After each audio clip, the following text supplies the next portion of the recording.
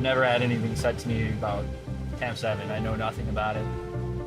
I mean, you hear rumors, but I mean, I believe he genuinely thought, like, this is it. I'm dying tonight. Like this, I'm going to die. Whatever I learned from the detainees, I pass it all to the leadership.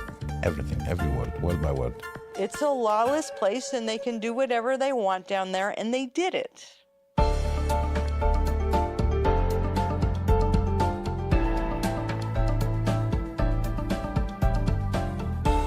From Serial Productions and the New York Times, this is Season 4 of Serial, Guantanamo, one prison camp told week by week.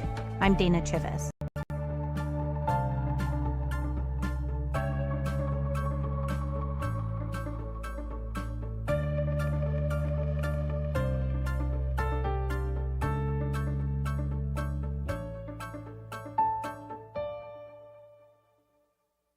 Majid Khan was 16 when his family moved to Baltimore from Pakistan. He went to Owings Mills High School, smoked weed, worked at his dad's gas station, and thought about becoming a DJ under the stage name Bob Dacey. He listened to Eminem and watched Law and Order and paid attention in Miss Sanford's social studies class, where he learned about checks and balances and due process. So when Majid Khan found himself locked away in a cold, dark cell at a black site in 2003, he told the CIA he wanted to see a lawyer. CIA is just shocked. It's like, what are you thinking, who you are, where you are? It's like, you're talking about rights? Son, the gloves came off a long time ago. That's what they tell me. I was like, no, I still believe in due process. I still believe in due process. Right or wrong, whatever I did, I believe in due process. What he did, instead of becoming a DJ, Majid joined al-Qaeda, reported directly to Khalid Sheikh Mohammed, the admitted mastermind of 9/11. Naturally, the CIA had questions for him, but the way they asked those questions, they tortured him at black sites for years. And when they were done, they sent him to Guantanamo in shackles and a diaper. Majid did bad things. He joined al-Qaeda, wore a suicide vest, tried to kill the Pakistani president. He came up with plots targeting the American government to blow up gas stations and poison the water supply near military installations, to sell poison medication in the United States. He delivered $50,000 to another terrorist, money the United States says was used to fund a suicide bombing that killed 11 people and injured at least 81 others. And then we did bad things back to Majid. We disappeared him for 3 years, locked him away for 20, tortured him. This story is about two ledgers. On one side, what Majid did to us. On the other, what we did to Majid. How do you weigh those against each other? In the historical accounting to come, which is worse? Majid's case is the first time at Guantanamo those ledgers are compared, and someone has to render a verdict.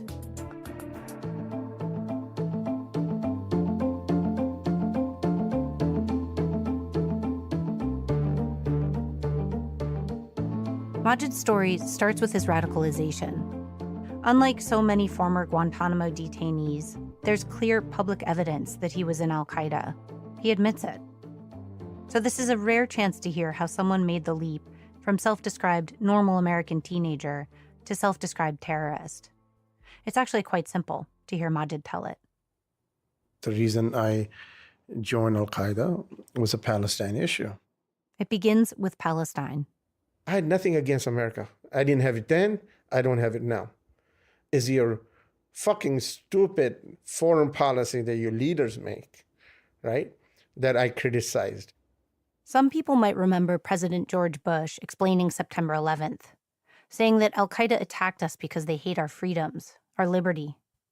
Actually, what al-Qaeda really hated was our support for Israel, that we had troops in Kuwait and Saudi Arabia, that we had invaded Iraq the first time in 1991. When I visited Majid last year in Belize, where he now lives with his wife and 2 kids in a bright green cottage not far from the sea, it was November 2023, just weeks since the October 7th terrorist attacks on Israel and the start of the relentless bombing of Gaza in return. He had been watching a lot of cable news coverage of the war and TikTok videos. Like so many people, Muslims and non-Muslims alike, he was fired up about the atrocities there. the same kinds of atrocities that had spurred him to join al-Qaeda 2 decades ago. What he was seeing was Americans making the same mistakes all over again, supporting Israel. You guys are so powerful, so smart, and you guys so dumbass at the same time. No offense. I mean, I'm not an American, okay? By citizenship, but you guys amaze me every single time. What's the dumbass part? Not getting the basics. And I'm thinking, there could be another Majid Khan somewhere right now. No, imagine that. Back then, we didn't have YouTube, we didn't have Instagram. And I'm thinking, what are they thinking? These kids. And they're so stupid kids. So they could be easily misled. And I'm thinking, how many Majid Khan out there right now that will become like me? What led Majid to extremism was a confluence of events. Growing up, he wasn't very religious. He and his parents, his 7 siblings, they didn't pray regularly. He says his mother was anti-religion. When he grew a beard, she made him shave it off. But in his late teenage years, after his family moved to Baltimore, he struggled with his identity. He wanted to fit into American high school life, to be cool, but he wasn't sure that being cool was very Majid. He felt guilty that he didn't pray, that he was a bad Muslim. He started learning more about Islam from a group of proselytizers called the Tablighi Jamaat, who would visit him at work and at the mosque. And then, when he was 21, Majid's mother died, suddenly. She was the most important person in his life, the center of their family. He says he was devastated. He started asking the big questions about life and death. He felt like he had sinned up until that point, had wasted his life. He decided to devote himself to Islam. No more partying, no more smoking weed. And it was at this point that he started getting more political. At the mosque, they talked about Palestine. The world seemed black and white to him. At some point in my life, I had to choose path. Do you want to be siding with oppressed or oppressor? I chose to be siding with the oppressed. 9 months after his mother's death, he went to Pakistan for a bunch of family weddings. His family wanted to arrange a marriage for him, too. And secretly, he also had a fantasy of joining the jihad, maybe training at the camps in Afghanistan. Growing up in Pakistan, Majid heard a lot about the Mujahideen, how honorable they were, how brave, like the Navy SEALs in the United States, he says. He didn't particularly care which jihadi group he joined. There were a bunch of them. I'll be honest with you, I didn't go to Pakistan to join Al-Qaeda. They came to me. Out of billion people, billions of Muslims, I happen to have cousin and an uncle, they're Al-Qaeda leaders. It was January 2002, 4 months after 9/11. Bin Laden had denied responsibility for the attacks, though the American government had quickly concluded Al-Qaeda was behind them. Majid didn't believe it. And then part of it is like, come on, Muslim could do it? And I'm into conspiracy theories. I was like, no way. I told my uncle and my cousin, like, dude, I knew the Jews were behind it. I saw on the internet. I saw CIA were behind it. They were laughing at me. His uncle and cousin convinced him. No, it wasn't an inside job. The Jews didn't do it. It was Al-Qaeda. It was us. But instead of being horrified by this information, Majid joined them. I was already pissed off about the Palestine thing. Somehow, what I understood that happened, I got to be careful what I'm about to say. It could be misconstrued. Almost in my mind, and I wasn't alone. There was some Islamic community members that I was with that they did not appreciate it, but almost had like they had it coming. Like the United States had it coming? The United States had it coming because what they were doing in Palestine and the Islamic countries. And that's how you felt about it? And that's how I felt about it at the time. I didn't like it, but I was so mad what was happening in Palestine. And it's just hard to explain that I've never killed before. I've never seen suffering before. But somehow that what was happening in Palestine affected me so much that somehow I was okay to say well, they had it coming.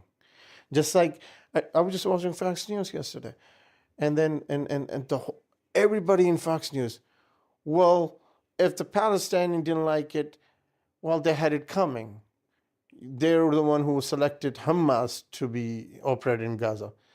Same thing. I was in that mindset. I must tell you, I know I'm being honest with you, but I may come across callous. But this is a brutal truth. So please bear with me and try to understand. I am not trying to offend you guys. I know you guys, an American and patriotic American, I hope you are, and you should be. And you should get a little irritated by these statements, and you should be. But I am just telling you, I can't sugarcoat my statements so I can please you. Let me be clear. Majid says he has long since rejected extremism. He left al-Qaeda while he was still locked up at Guantanamo. He says he doesn't think 9/11 was righteous or good or justified. But he does understand the twisted logic behind al-Qaeda's attacks, because at the age of 21, he believed in that logic himself. He has a unique perspective of a person who has lived fully immersed in both the culture of the United States and the culture of al-Qaeda. He can explain both worlds with fluency.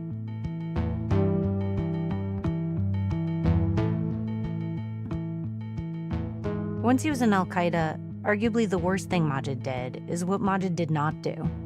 He did not assassinate Pakistani President Pervez Musharraf in a suicide attack. But he tried to.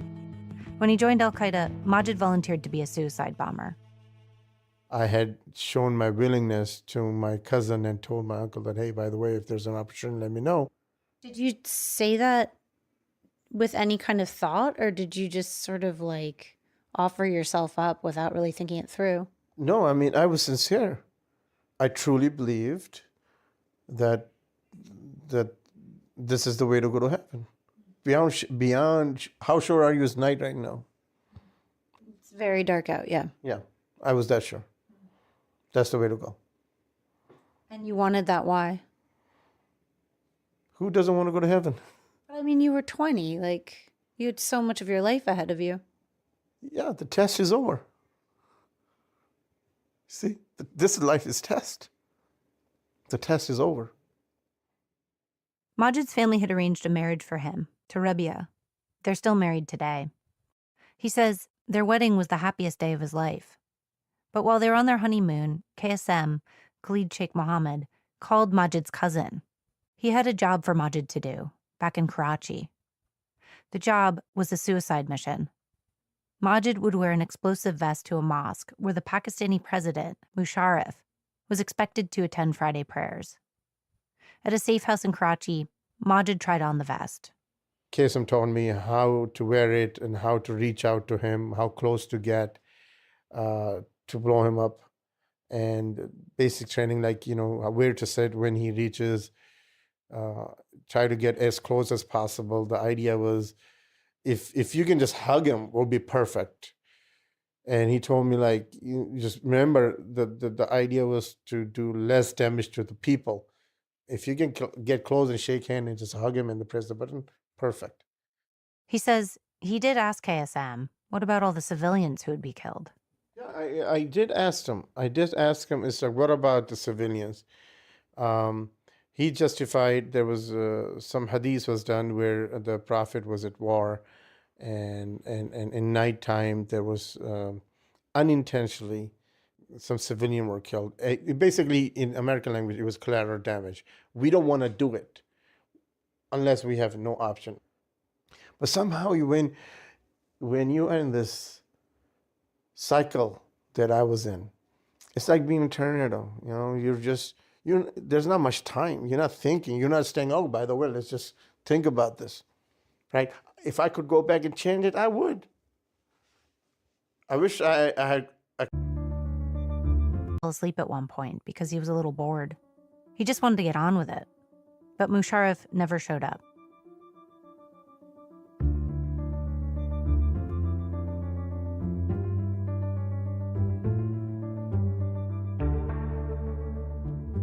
After the failed suicide attack, Majid continued plotting with KSM to blow up gas stations, to import explosives into the United States.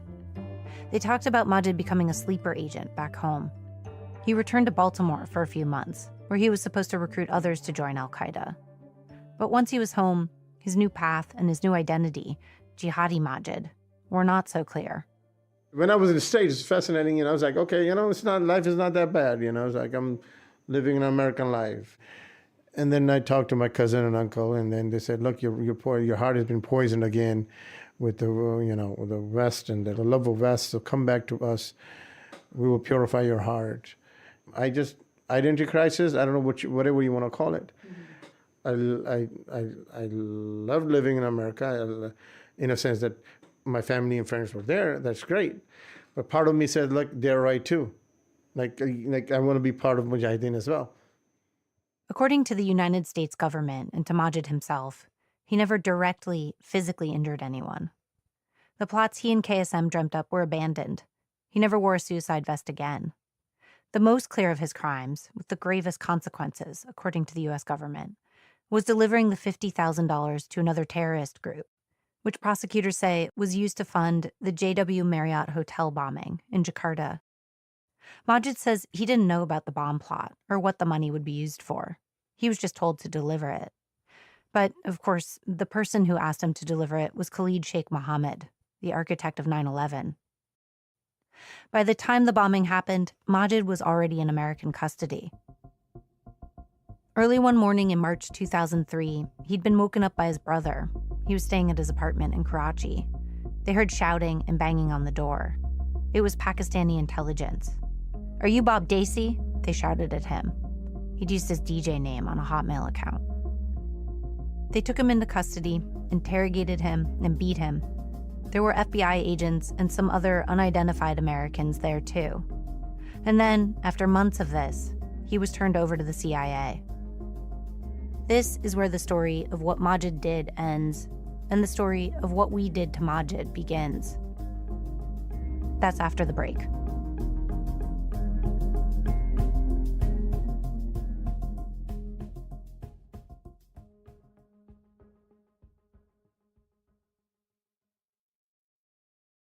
I use the New York Times Games app every single day. I love playing Connections. With Connections, I need to twist my brain to see the different categories. I absolutely love Spelling Bee. Sudoku is kind of my version of lifting heavy weights at the gym. When I can finish a hard puzzle without hints, I feel like the smartest person in the world. It gives me joy every single day. Start playing in the New York Times Games app.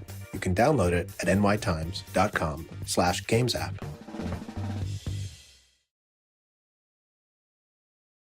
The details of Majid's time in the CIA black sites have been covered in the news and in the Senate's report on the CIA's rendition, detention, and interrogation program, the so-called torture report. The torture he endured was intense and brutal, which is why I was surprised to learn that he came away from it all with a respect for the CIA, a kind of opponent's respect. It was one of the first things he told me when I arrived in Belize.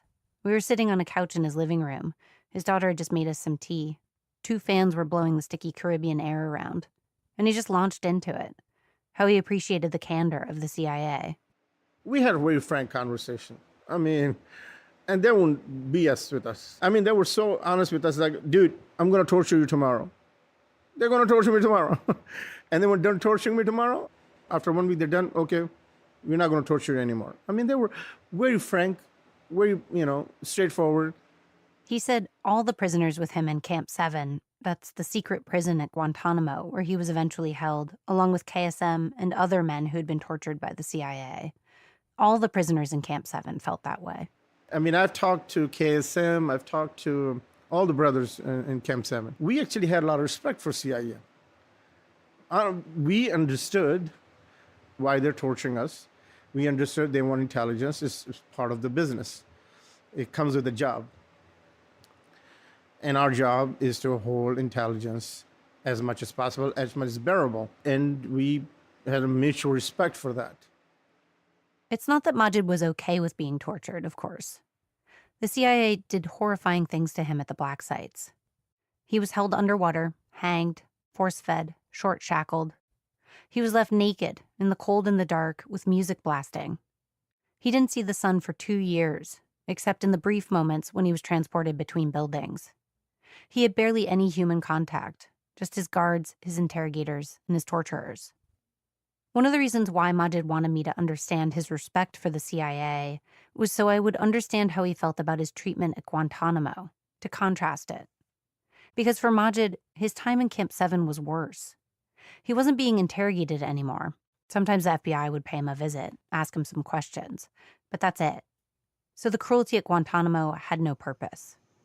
CIA torture were like, surgical. Okay, for a few hours, a few months, or whatever they're trying to. There's a reason behind it. It's like they're doing it. I get it, where they're doing it. There was no justification what they did in Camp 7. Zero. It's like just hanging a cat for 10 days just for sake of it. It's just the nature, sadistic nature that I could not understand in Camp 7. I try not to think about it, honestly.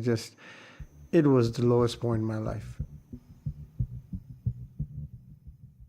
Compared to the CIA, the guards in Camp 7 could be brutally childish. Majid says they put metal and stones into his food.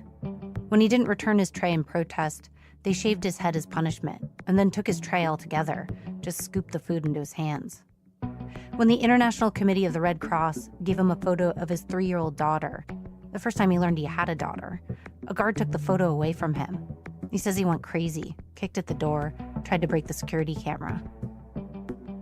And then there were the noises, constant noises, from the guards knocking on his cell at all hours of the day and night, opening and shutting the prison doors.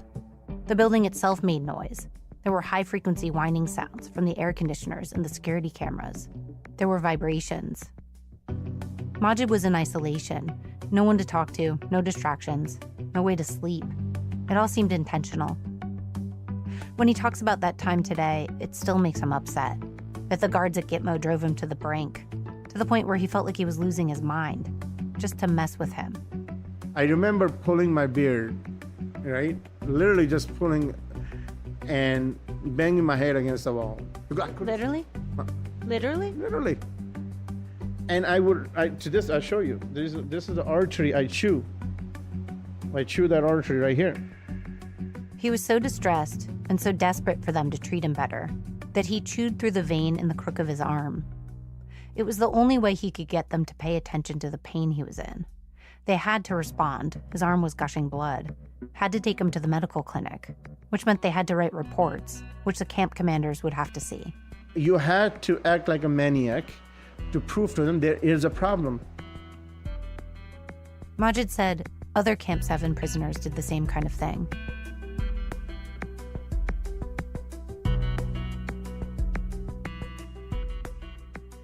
Majid was at Guantanamo for over a year before he met with his attorneys. He hadn't been charged with anything yet. It was possible he'd be held indefinitely, or charged with crimes that could carry a life sentence. He was barely keeping it together in Camp 7. He wanted out of Guantanamo, of captivity, wanted to be with his family. He told his attorneys he would take a plea deal, admit to his crimes, cooperate with the government, as long as he got the opportunity to speak in public about the torture. That's what I asked for. I asked anyone, that was my number one goal. Allow me to speak. Let me tell the world what they did to me. He was pissed. Sure, he understood why the CIA had tortured him, but he also knew it was against the rules. I was mad at that time. I was really mad. I was like, you got to pay for this. I'm going to tell the whole world about it. So, revenge, but also there was a practical reason he wanted to talk. He figured he could use it as leverage in his own legal case. It was a thought he'd had back in the black sites. You know, it's a fun fact. The CIA told me, Majid, we can't let you go. I was like, why not? They said, look, we think if we let you go, you speak fluent English, and then you're going to tell the world that how American fucked me up, and you're going to end up in an Oprah show or something. And that's the problem. There's something, it's very honest people, when it comes to they didn't hide it. That was the problem was. It's not, I understood it was not what I did, is so much what they did to me.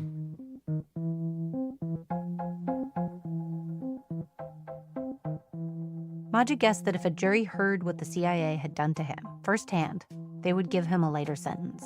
Deep down, I knew that this was the silver bullet for me. What do you mean it was the silver bullet for you? I mean, it was a ticket out of jail card, basically. It's like, you can't put a person like 50 years in prison and plus torture, right? So it just, from my perspective, is that this was the only shot I have.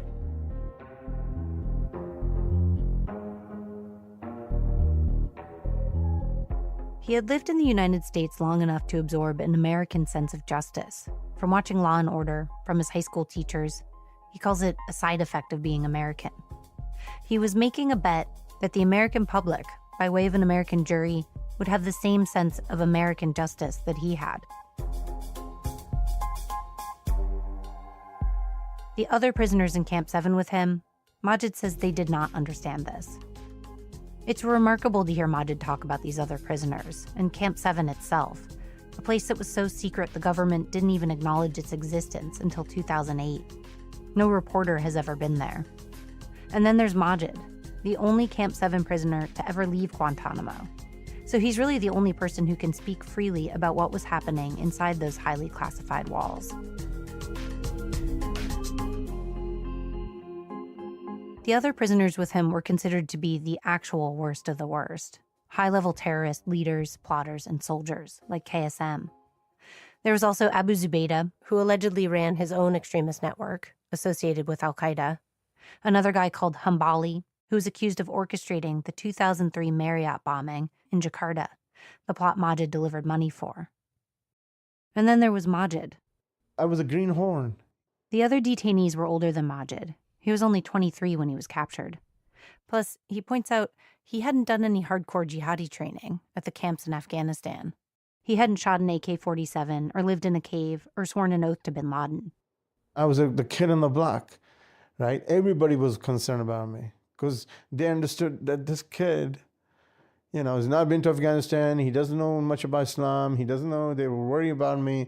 It's like, we got to take care of this kid, And then they did. I mean, honest to God, they did. Otherwise, I don't think I would have made it.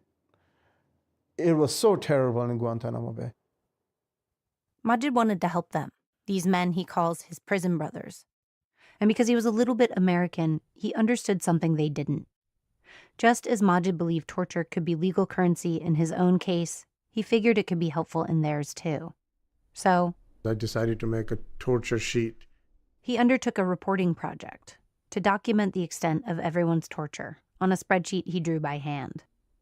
And wrote down all the methods that I knew were used after talking to other detainees, like waterboarding, hanging, hunger, med to sit, med to stand. Just made the whole list on the left side. And then I put all the detainee names on the rest of the page. Not everyone wanted to talk about the torture. Some of the prisoners felt that it was better left between them and God. Honestly, I had to drag it out of them. It was not that easy to even convince some of the brothers to tell me about that. I said, look, I'm just doing this project. Let me do it from me. I said, okay. And then they start telling me all about that. I think the brother didn't understand because most of them didn't live in the States. And they didn't understand how powerful the torture could be an asset in their legal case. Right? And I said, look, this, you got to put it down. This could be a ticket out of here. And there was a lot of brothers were pretty naive about this legal system because their own experience, they had a legal system in Arab countries, which is dictatorship.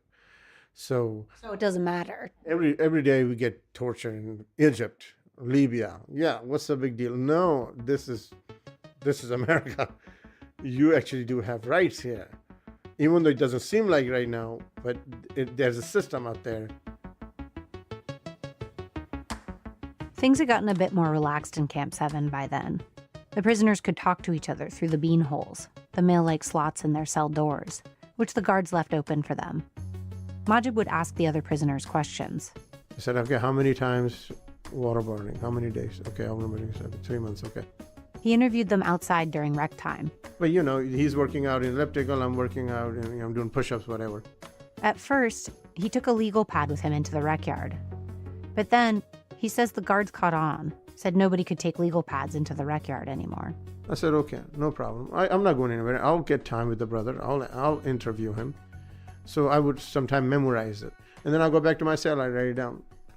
So it took a long time to complete that sheet. He worked on it for months. Some of the stories he heard defied categorization. So then I had to categorize in a way that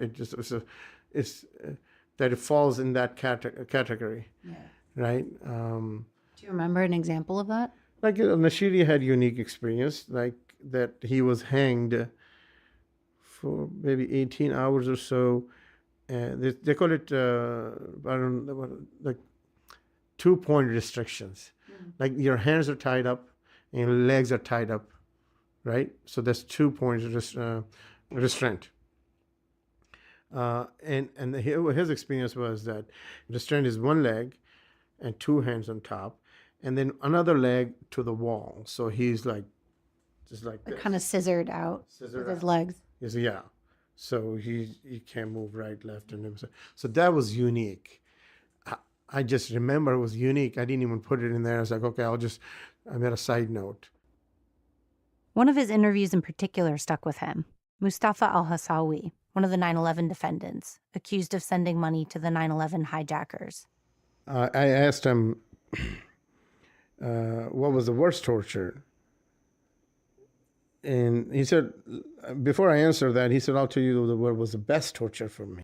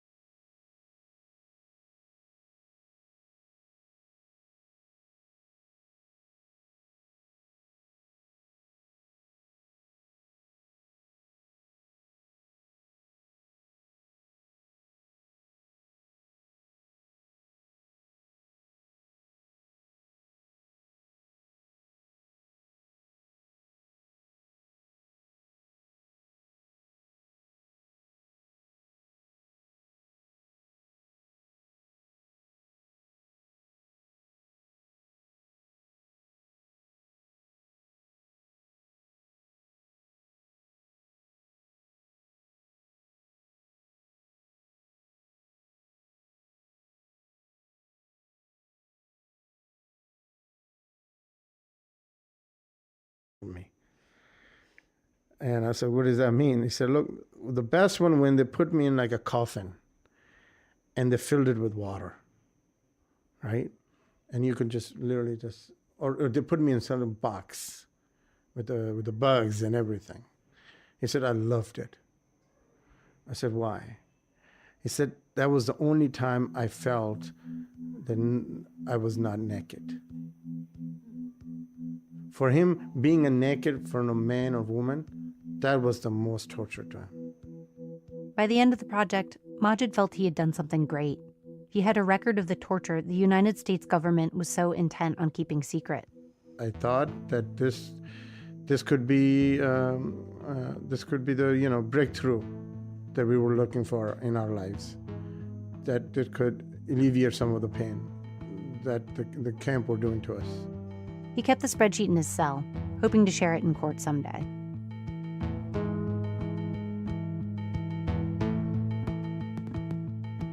Majid's attorneys spent years working on a plea deal. Finally, in 2012, they reached an agreement. Majid would plead guilty to 5 charges, including murder, conspiracy, and spying. And he would cooperate with the prosecution, help them in their cases against the other prisoners.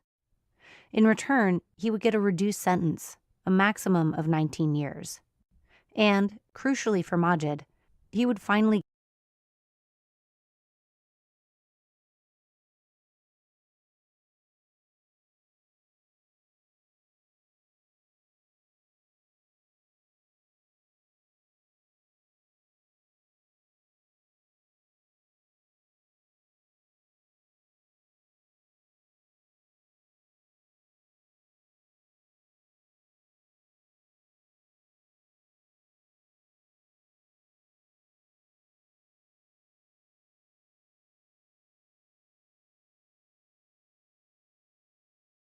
get to speak, to tell the story of his torture in court.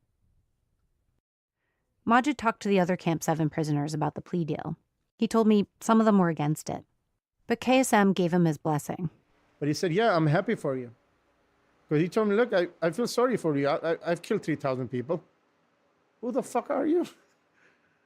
You're nobody in the chain of command.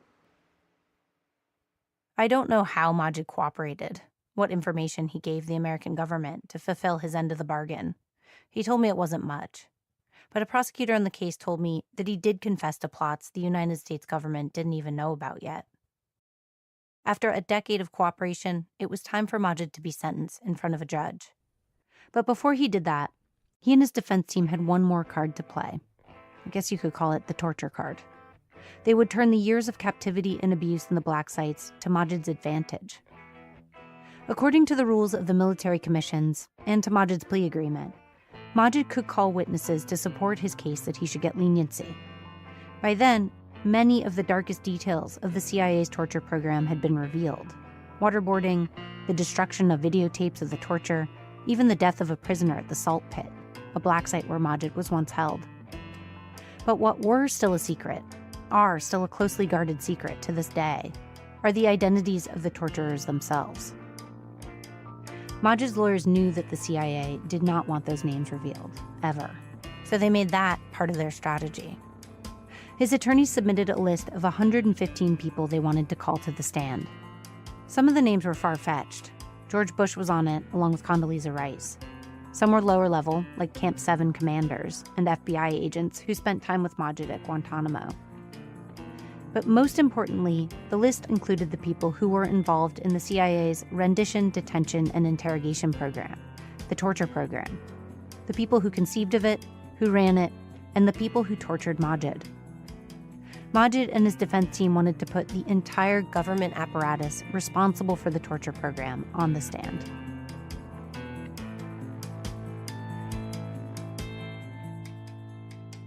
Unsurprisingly, a legal battle ensued.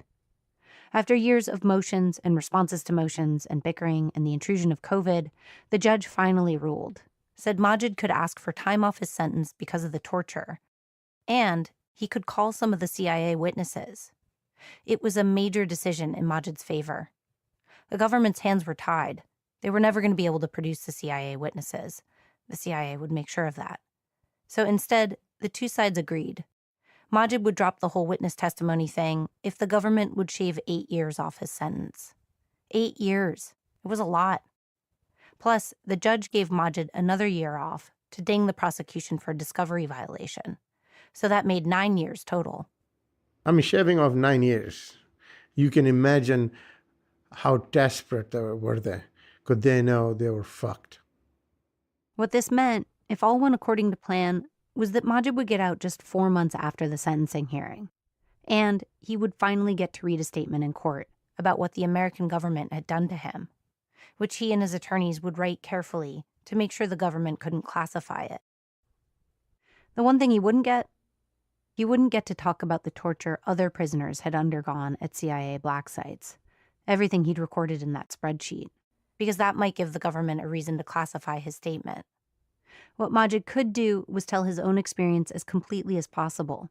That was the best way he could represent what they'd all gone through.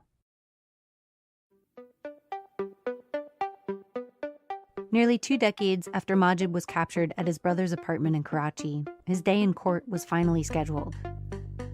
According to the rules of the military commissions, a jury would be present for Majid's sentencing hearing.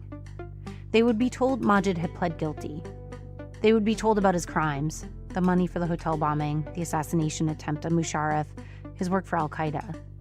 But, and I know how strange this sounds, they would not be told that Majid and the government had already come to an agreement. Instead, they'd be told to consider Majid's crimes alongside whatever Majid had to say for himself and come up with an appropriate sentence. Whatever the jury came back with, whether it was a short sentence or long, it wouldn't have a material effect on Majid's case. His sentence was set. But their decision would have symbolic meaning. This would be the first time a prisoner of the CIA's black sites would speak about his treatment in public. There might never be another reckoning for the crimes of that era, not in a legal way at least. The jury would weigh the two ledgers. what Majid did against what we did to Majid, and decide, for Majid, for the country, where justice lies. It's what Majid had been hoping for so many years. But now that it was finally happening, he worried that he was too late. It was 2021. The country had moved on. The existential battle of the day was with COVID, not al-Qaeda. Majid worried that the only reason the government was letting him talk was that nobody really cared anymore. I think at this stage, I think CIA and the Americans know that America lost interest. Right. Honestly, being really pragmatic about it, they lost interest. They know what happens. Bad shit happen. And it was almost like they had created a tolerance for this.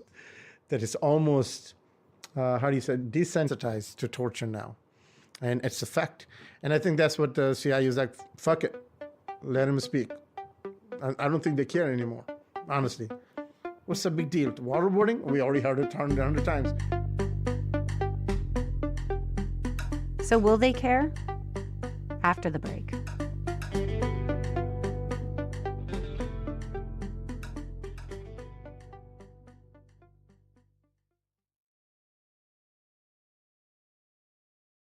The courtroom at Guantanamo is a long, windowless rectangle with 6 rows of defense tables on the left, mirrored by 4 rows of prosecution tables on the right.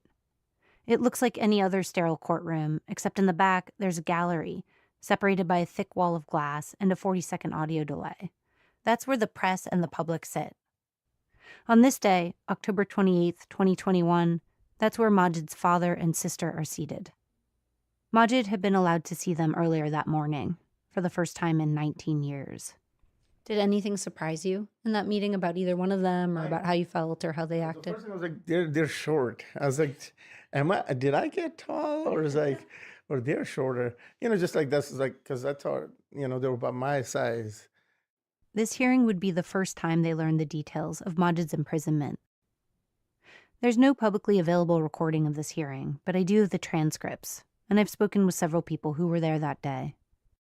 Majid sits at the front of the courtroom at a defendant's table with 4 of his attorneys. Court starts at 9:06 a.m. The lawyers spend most of the day selecting the jury, not a jury of Majid's peers, not even civilians.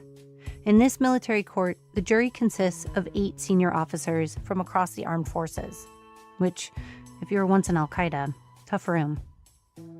The sentencing proceedings don't really get going until after 5.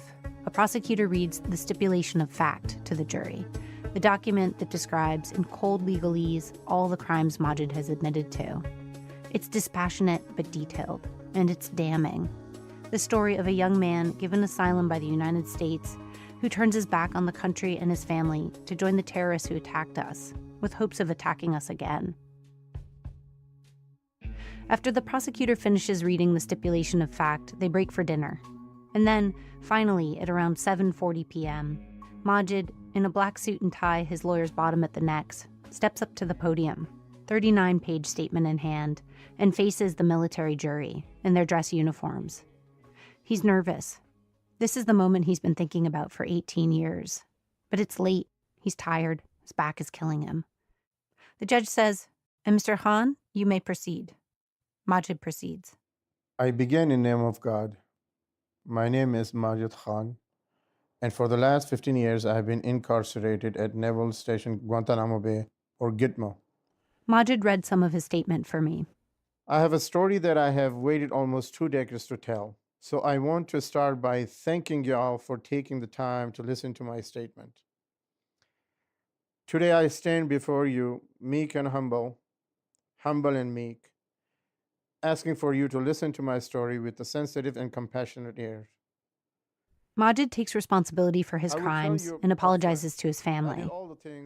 He explains to the jury how he ended up in al-Qaeda, how, after returning to Baltimore in 2002, his family tried to keep him from going back to Pakistan because they were afraid of what he'd gotten involved in there, how his father hid his travel documents, how he lied to his father to get them back. He's here in court today. I can see him. I want to tell him, Baba, I'm sorry.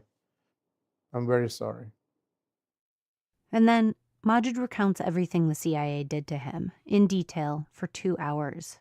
hoping that by saying what happened to him personally, he can overcome the apathy to torture, the disgust for al-Qaeda. Because it's one thing to read about torture on a page, and another to be faced with the person who endured it, 20 feet away, describing it to you. He starts the day he was captured, picking up where the stipulation of fact drops off. He describes how the Pakistani authorities took him to a lockup, interrogated him, how there were Americans there too, how the Pakistanis beat him, the first time he was ever beaten. I was frequently hooded and strapped into metal boots. Now, these metal boots were, I call them ski metal boots, about this high. They would make me stand on those metal boots, and they're punching me and beating me up. I remember fearing that if I had fell over forward, there was no doubt my leg would snap. I was so afraid of what would happen next. I remember an older American, a U.S. interrogator, who would tell me they were not buying my story. Quote, "You're peeing on my shoes and telling me it's raining," end of quote. This man would frequently threaten me, saying like, "Son, we're going to take care of you. We are going to send you to a place that you cannot imagine. We'll take you somewhere and make you talk," end of quote. He threatened my family. He threatened to rape my sister. Majid tells the jury about the day his Pakistani guard said he was going home, but instead he was taken to an airport and handed over to the CIA. How the Americans cut his clothes off him, gave him an enema, put him in a diaper, and duct taped goggles and earmuffs to his head. And then they flew him to another country. He describes the black site he calls the American torture place. The windows of the American torture place were covered in cloth, and there was techno music blasting. An interrogator in a black mask asked him questions about al-Qaeda plots in the United States and at Heathrow Airport. And when he wasn't satisfied with Majid's answers, he counted down on his fingers from 10. At 0, a guard grabbed the chains around Majid's hands, threw them over a wooden beam in the ceiling, and hoisted Majid into the air. With sudden movement, the guards had hoisted the chain attached to my hands and pulled the chain tight. After a few more pulls, I was hanging by my hands with my shackled feet barely touching the ground. The interrogators left the room as I screamed in pain and tried to support my weight. After a while, the interrogator... Majid tells the jury they left him hanging like that for an hour or two, and then dragged him into a tiled bathroom, to a bathtub filled with ice water. The U.S. interrogator placed me feet first into the ice water and then pushed my body flat to the bottom of the tub. I was still wearing a thin cloth hood. While some U.S. interrogators held my body under the water, the lead interrogator pushed my head under the water and held me down as I struggled against drowning. As I gasped for air, the interrogator would demand answers to the questions. They repeatedly submerged me. When I could get air, I would beg them to stop and swear to them that I did not know anything. The people I talked to who were in court that day said Majid was stoic as he read his statement. Sometimes he acted out the scene he was describing. Like when he talked about being hung from a beam, he put his arms up into the air.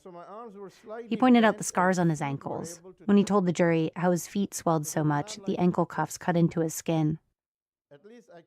Different details from his statement lodged in different people's heads. For the prosecutor, Colonel Walt Foster, it was hearing how Majid was strung up by his arms.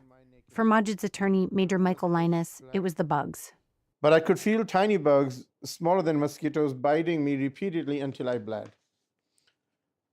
With my hands shackled, I couldn't swat the bugs or scratch the sores they left. There's one person from the black sites who Majid refers to specifically in his statement, gives him a nickname, a man he calls the torture doctor. In April 2004, Majid tells the jury he was moved to a different black site, which he refers to as long-term CIA prison. He realized nobody was coming to help him. He was on his own. He started a hunger strike to protest.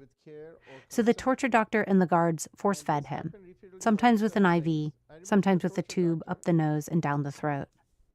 I remember the torture doctor right in front of me. He would take the tube and he would sharpen the tube and put a hot sauce, and then he would nose feed me. And then, when that didn't break his will, when he continued to hunger strike, after the force feeding, failed to get me to cooperate. They returned to torture me. This part is extremely painful to talk about as a Muslim and in front of my parents and my sister. In the month of September 2004, still at long-term CIA prison, I was raped by CIA torture doctor while being restrained. They did it in my cell. I was restrained very tightly and secured by at least 2 guards. The CIA torture doctor was there to administer the insertion, but it was not a medical procedure. I remember one time in my cell, I asked this torture doctor why he was doing this, and he whispered with viciousness, and he said, quote, "You're fucking terrorist," end of quote. I swear to God, I remember exact words. He grabbed me like this, and he says, "You're fucking terrorist." This is the hardest part. They used green garden hoses, regular size hoses, connected to one side to my rectum, another one to the faucet, and they would turn on the water, and I could feel the gush of water going into my rectum. I remember feeling immense pressure in my bowels, a pain I had never felt. The CIA euphemistically called this rectal rehydration. They didn't stop at water. Once, the torture doctor and the guards bound Majid with duct tape and shackles and put 2 bottles of Ensure into his rectum. And then, later that same day, they pureed Majid's entire lunch tray, hummus, pasta, sauce, nuts, and raisins, and inserted all of that into his rectum too. This was known as rectal feeding. The body cannot absorb nutrients this way, so a more accurate word for it is rape. At least 5 other CIA prisoners were raped this way too, according to the Senate report. On page 30 of his 39-page statement, Majid stops reading and takes a sip of water. He tells the jury, apologetically, that he's nearly done, asks them to bear with him. The judge says, "Would you like to take a break, Mr. Khan?" And Majid says, "Judge, I would like to get it over with." Thanks him for his concern. He picks back up in May of 2006, when things had started to change in CIA custody, ease up a little. He went on a hunger strike again, but this time the Americans didn't punish him, didn't rape him. He told them he was depressed, and they offered him Prozac. Majid tells the jury how in September of 2006, he was transferred to Guantanamo, how on the plane ride there, he felt for the first time like he might actually survive. But then he was put in Camp 7. He describes his treatment there, the noises, the cruelty of the guards. Here he goes off script, tells the jury that this is just a, quote, summary of the summary of the summary of the summary, that he has 600 pages of notes about his treatment at Guantanamo, but he doesn't want to bore them. And then he wraps it up, thanks his attorneys, takes responsibility for his actions and his crimes, and apologizes to everyone he's hurt, including his wife, Rabia, and his daughter, Manal, whom he's never met. He apologizes to his father, again, and to his siblings, apologizes for abandoning them after their mother died. I have wanted to tell my story for a very long time. I am so very appreciative for your attention. Thank you for letting me share it with you today. At this point, Majid's been reading for 2 hours, nonstop. He says, "God bless," and walks back to his seat.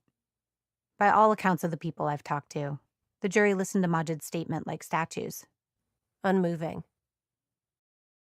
The next day, Colonel Foster, the prosecutor, gives a closing statement for the government. He tries to refocus the trial around the crimes of Majid Khan rather than the crimes of the United States government. He talks about the victims of the Jakarta bombing, who've been off stage for most of the hearing, and reads their names out loud. Colonel Foster plays down the torture, saying, quote, "I would concur that Mr. Khan received extremely rough treatment by the individuals that detained him, and it is right for you to consider that conduct. However, despite what Mr. Khan experienced, he is still alive and with us here today, a luxury that the dead and the 11 victims of the JW Marriott hotel bombing do not have." The jury can choose a sentence anywhere from 25 to 40 years. Colonel Foster asks them to sentence him in the upper range of the spectrum. Major Michael Linus, one of Majid's defense attorneys, gives a rebuttal. He asks the jury to give Majid 25 years. And then the judge sends them off to deliberate. They're gone for 3 hours. When they come back, the judge asks Majid to stand, and the foreman reads the sentence. Quote, Majid Shaukat Khan, this military commission sentences you to be confined for 26 years, 0 months, 0 days. Again, Majid doesn't have to serve all this time. His sentence is already set. But 26 years, it's only 1 year more than the minimum. It's proof that Majid was right to bet that a jury of Americans would give him a lighter sentence once they heard about the torture.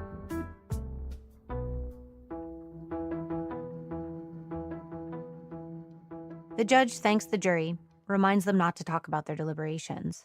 And then, just as he's about to excuse them, the foreman indicates he has something else to say. He has a letter for the defense team. He hands the letter to the bailiff, who walks over and gives it to Majid's attorney, Major Linus, who leaves it there on the desk, tantalizingly folded in half, while the judge wraps up the session. We wanted to open right away, right? And everybody's acting like it's not a big deal, nonchalant. The judge finally says, Mr. Hahn, I wish you all the best in the future. This court is adjourned. And then once the judge left the building, like a pack of dogs attacked that letter. It's like, let me read it. It's my letter. It's like, let me hold it.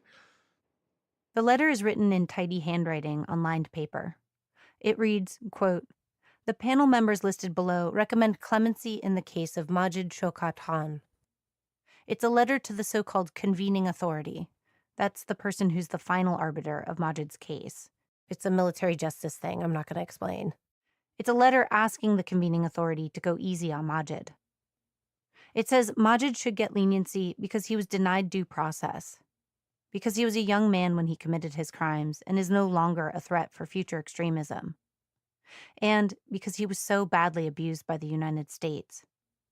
Quote, this abuse was of no practical value in terms of intelligence or any other tangible benefit to U.S. interests. Instead, it is a stain on the moral fiber of America. It's signed by 7 of the 8 jury members, all officers of the United States military, all serving during the global war on terrorism, and who, having compared the 2 ledgers, rendered their verdict on this era of American history. What Majid did was bad, but what we did to him was punishment enough. I think for lots of people in the military, this conclusion will not come as a surprise. This idea of torturing prisoners isn't some abstract moral debate for them. It's personal, practical. If they get captured by the enemy, they don't want to be tortured. They don't want other Americans to be tortured. They want that kind of thing to be out of bounds. They need the U.S. to hold the line. The clemency letter is framed on my wall in my office. That's Major Linus, one of Majid's defense attorneys. And the original document is in my closet, and I still don't know what to do with it. I don't know who does the National Archives want this original document, because it's currently just in my closet. Why didn't you frame the original on your office wall? Why is that the one in the closet? Because it's not mine. It's to me, it's the public's. It's a public document. It should be put somewhere where everybody can see it. It's the kind of historical document that should end up in a textbook. But it probably won't. It will probably stay in Major Linus's closet. I reached out to the CIA for comment on this story, for comment on Majid's treatment. In response, a CIA spokesperson sent me a statement. Quote, the CIA's detention and interrogation program ended in 2009. The CIA has committed and remains committed to never again operating such a program of enhanced interrogation techniques. End quote. So many of the players in this story, in all these Guantanamo stories, just want to put that place behind them. The American government certainly wants us to forget about Gitmo, the black sites, the torture. And Majid, too. He finally got out of prison in February 2023, 11 months after his sentence officially ended. His attorneys met him in Belize, helped him set up his new house. 2 months later, Rabia and Manal joined him. He helped Manal hang rainbow-colored lights around her room. He spotted her as she put a ladder on a chair on her bed to reach the ceiling. In some photos he and Rabia took shortly after they were reunited, They're both beaming, like newlyweds. Majid spent the first 20 years of adult life in prison. Now suddenly, at the age of 44, he's a husband and a father. He has a 20-year-old daughter and a new baby. He's got to learn to raise a kid, find a job, convince the banks to give him a bank account. He doesn't want to be talking about any of this stuff, doesn't want to relive it. He couldn't sleep the week I was in Belize interviewing him. He just wants to move on. I don't give a fuck about history. Like, I don't want it to be a part of history, with all due respect. I just want to be forgotten. Who cares who's Majid Khan? If I die and bury someone with someplace, I will make sure nobody knows where I am. When I die, I want to make sure only 2 people come. My 2 loved ones, that's it. My daughter and my wife. I'm happy. That's what I prefer. Majid told me the sentencing hearing, the clemency letter, they were validating in the moment. But writ large, the American public, he doesn't think anyone noticed. And he's probably right. But you know who did notice? The accused masterminds of 9/11, or their lawyers anyway. If Majid got a more lenient sentence because he was tortured, could they? Next time.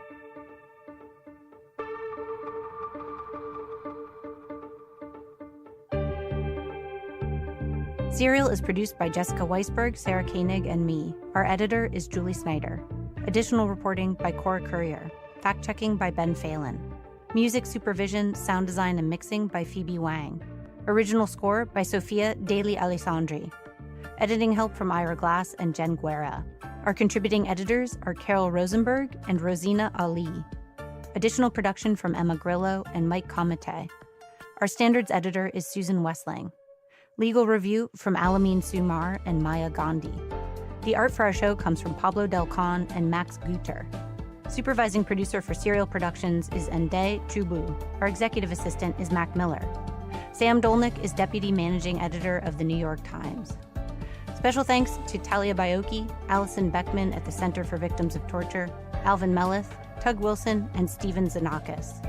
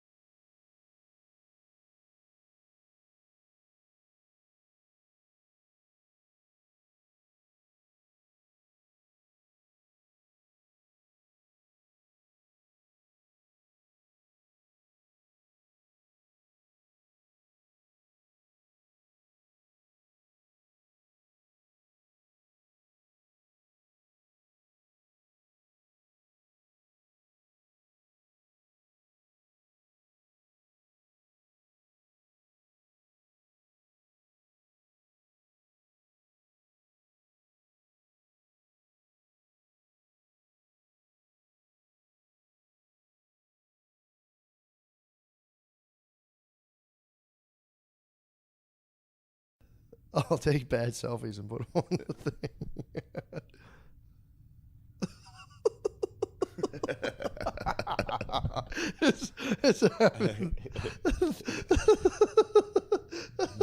That's a selfie. Yeah, that's good.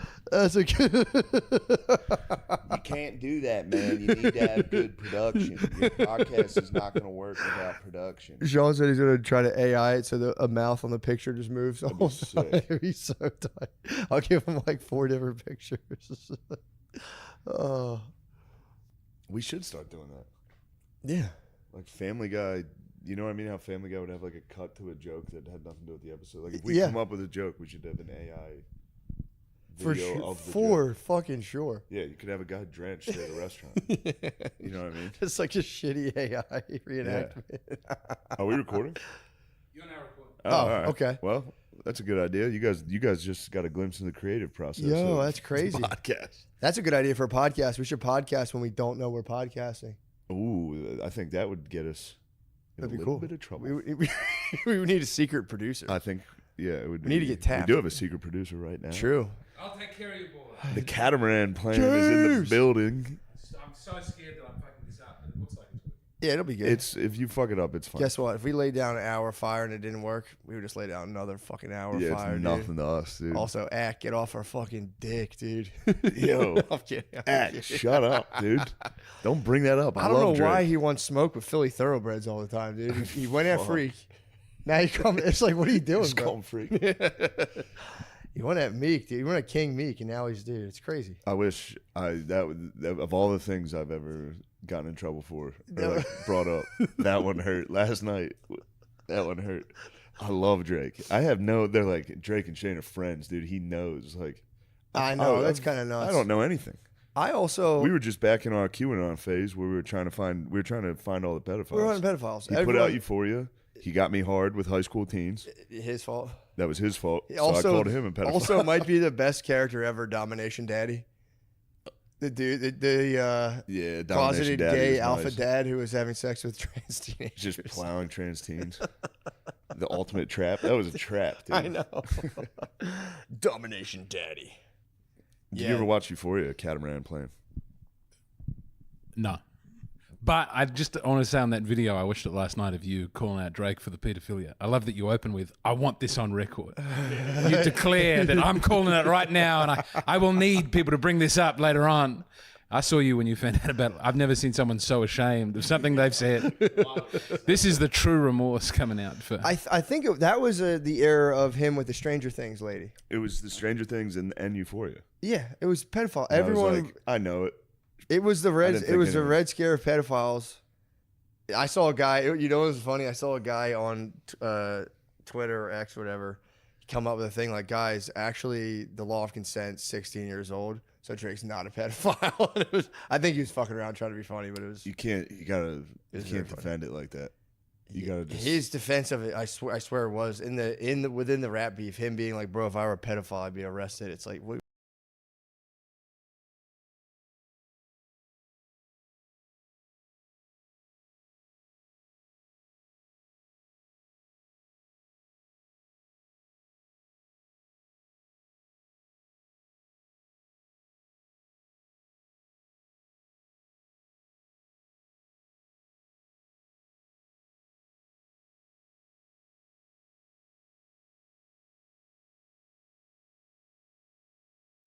I'll take bad selfies and put them on the thing.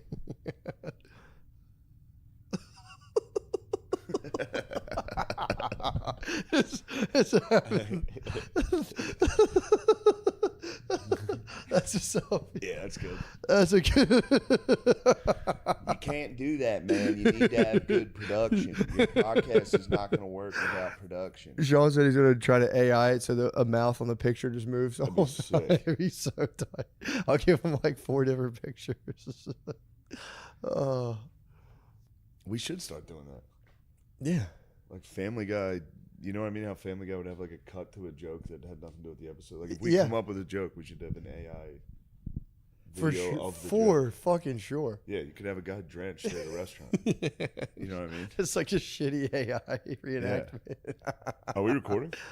You're now recording. Oh, all right. Okay. Well, that's a good idea. You guys just got a glimpse in the creative process. Yo, of that's crazy. Podcast. That's a good idea for a podcast. We should podcast when we don't know we're podcasting.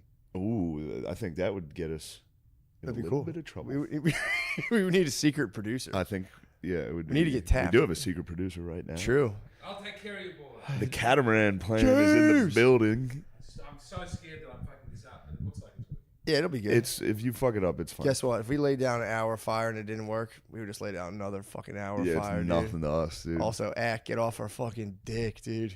Yo, I'm kidding. Shut up, dude. Don't bring that up. I don't love know why Drake. he wants smoke with Philly thoroughbreds all the time, dude. He went at Freak. Now you come. It's like, what are you doing, Just bro? call him Freak. He went at Meek, dude. He went at King Meek, and now he's dude. It's crazy. I wish that of all the things I've ever gotten in trouble for or like brought up, that one hurt last night. That one hurt. I love Drake. They're like Drake and Shane are friends, dude. He knows. Like, I know that's kind of nuts. I don't know anything. We were just back in our QAnon phase where we were trying to find all the pedophiles. We were on pedophiles. He put out Euphoria. He got me hard with high school teens. His fault. That was his fault. Also, so I called him a pedophile. Also, might be the best character ever, Domination Daddy. The dude, Domination closeted Daddy gay is alpha nice. dad who was having sex with trans teenagers. Just plowing trans teens. The ultimate trap. That was a trap, dude. I know. Domination Daddy. Did you ever watch Euphoria, Catamaran playing? No. But I want to say on that video, I watched it last night of you calling out Drake for the pedophilia. I love that you open with, I want this on record. You declare that I'm calling it right now, and I will need people to bring this up later on. I saw you when you found out about it. I've never seen someone so ashamed of something they've said. This is the true remorse coming out. I think that was the era of him with the Stranger Things lady. It was the Stranger Things and Euphoria. Yeah, it was pedophile. And Everyone, I was like, I know it. It was the red. didn't It was think the anything. red scare of pedophiles. I saw a guy. You know what was funny? I saw a guy on Twitter or X, whatever, come up with a thing like, guys, actually, the law of consent, 16 years old. So Drake's not a pedophile. I think he was fucking around trying to be funny, but it was. You can't defend it like that. You gotta just. His defense of it, I swear, was within the rap beef. Him being like, bro, if I were a pedophile, I'd be arrested. It's like, wait, what? What are you talking about, dude? He's like, the amount of pussy I get, if I was fucking that many kids, I'd be dead. Yeah. It's like, good point, I guess. It's a fair point. Drake fucking rules, dude. I take it back. Yeah, I don't know. I think he rules unless he's a pedophile. If he's a pedophile, that goes for everybody. Exactly. That's true. That's true. That's a fair point. You have to be so great. Yeah. You have to be Michael Jackson. Greatest of all time. Yeah. Or you think Tom Brady could be a pedophile? No, you think if he wanted to be, he's a goat at Netflix, so he's not good He's enough. the GOAT, dude. How many touchdowns do you need, bro? How many touchdowns do you need to be? The roast was crazy.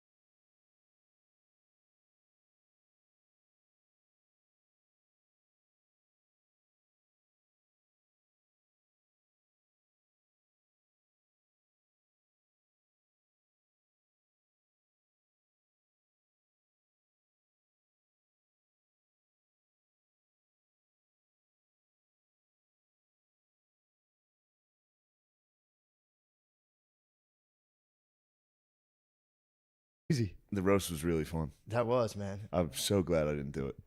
Yeah. That whole ride over, when we were driving to it, I was like, thank fucking God I'm not performing on this. It was so nerve-wracking. There's so many fucking hot celebs. There's so many hot celebs. I'd be so afraid to perform in front of the hot celebs. It did have like that fucking dude yelling when Kim Kardashian was getting, she got booed, which it was kind of sad. Yeah. Made me sad. That's like a throwback boo, though. I was telling you, it was so hot like 9 years ago to be like, fucking Kardashians. Yeah. It was just a thing you did.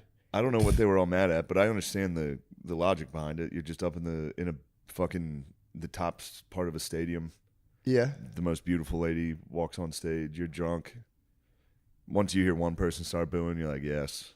Boo. It's time to destroy her. But anyway, at the end of her set, she was on her like closing joke, and we just heard a guy from the rafters just by himself. The whole room was quiet, and this guy just goes, bitch. It was so fucking funny, dude. Just the guy's calling her a bitch. It was so crazy. That's a wild move. If he was with his like girlfriend, I know, just spazzed. They got in a fight after it. So mad at Kim Kardashian. His girlfriend's like, she's a smart businesswoman. He's like, she's a bitch. I've had that exact argument. Oh, that's girl's number one. She's actually a really smart businesswoman. It's like, okay. Yeah. Sweet. Yeah, we've had that. She her set, she was making fun of whatchamacallit? Caitlyn. Yeah, that was funny. She was slamming it. It was pretty funny. Netflix really took off the gloves, man. Is it safe to say the pendulum swung? The pendulum. Do you think did the pendulum chime at the fucking? The pendulum might have to swing back, dude. They swung it too far. Wild. I mean, they put a bunch of athletes on stage. True. Former athletes. Locker room talk. Every single joke was just like, dude, you're fucking gay. You suck dick. Yeah. And then it'd be like, I suck your fucking dick. And then I fucking jizz, dude. That Kevin Hart made me laugh with that, of him being like, motherfucking white boys talking about sucking each other's dicks. What the hell is this? God damn. Yeah, baby. But yeah, there was. I will say that maybe it is just me, but I feel like there was like a very sinister energy in the roast the whole time. I feel like it's like I feel like I was watching for real, like an evil, like a satanic religion. It felt like I truly feel like there's like a entertainment at the highest. Entertainment at the highest level is a religion. I think. Yeah, it was very adversarial and strange. And then I just wanted to say Tony was phenomenal and had a career-defining, beautiful moment. But it was such a cynical thing. I watched it at my friend's house, and I made them watch Japanese no theatre for an hour afterwards. I needed British something Admiralty pure on the phone, sir. wholesome. So it's just Japanese people walking very slowly while The message we pass to the embassy is essentially a message to Berlin. Oh, they asked that you use the unsecured line. A lot of shit, and Randy had a look that said, I'm going home. Like Grump is the guy that does shit that we all know ends up in a fucking bad situation. God damn it, Tom. You need to get him on a fucking leash. I wish y'all could have seen the words that we had to sound out and elongate on the fucking prompter. It was about her dildo. She was like, oh my God. She was like, yeah, what my dildo would look like. And I was like, I bet her dildo looks like Jeff Ross. I bet. A little fucking white dick. Sam, if you got a white dick, I'll never talk to you again. I swear to God. All right, guys. This roast, honestly, is going so well. It's going so good. So good. Not just because of the performances, which have been amazing, but because of our live audience. You guys have been amazing, man. Make some noise for yourselves right now. I need to know that my live audience is still with me. We can do better than that. Make some goddamn noise. Yes. All right, next up is the host of the #1 live podcast in the world. Guys, he's sitting in the audience because he's so hated that we made him buy a fucking ticket. Give it up for the host of Kill Tony, Tony Hinchcliffe. Let's go, Tony. Fuck yeah. Howdy, y'all. We are here with a special episode of Kill Tony, Kill Tommy. You guys know how it works. I got a bucket here. If I pull someone's name out, they get 60 seconds uninterrupted. You know their time is up when you hear the sound of a kitty. That means they have to wrap it up then. So here we go. And I've pulled out, oh wow, look, it's Dana White, everybody. Make some noise for the great Dana White. 60 seconds uninterrupted. for Dana White, the president of the UFC. Thank you. This is not my thing, so I'm going to keep this short like Gronk's bus. Actually, let me get into this real quick. It pisses me off. I flew all the way out here, and you guys give me 60 seconds. My name is Dana. Is that not trans enough for you liberal fucks? No? All right. Tom, you played for the Patriots for so long that I was actually starting to feel like you were from Boston. Then I saw you run, and I was like, no, he's definitely from San Francisco.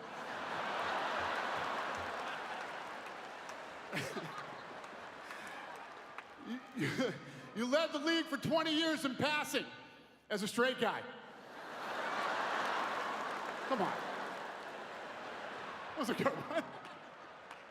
Hey, I got two of the baddest dudes in the world here right now.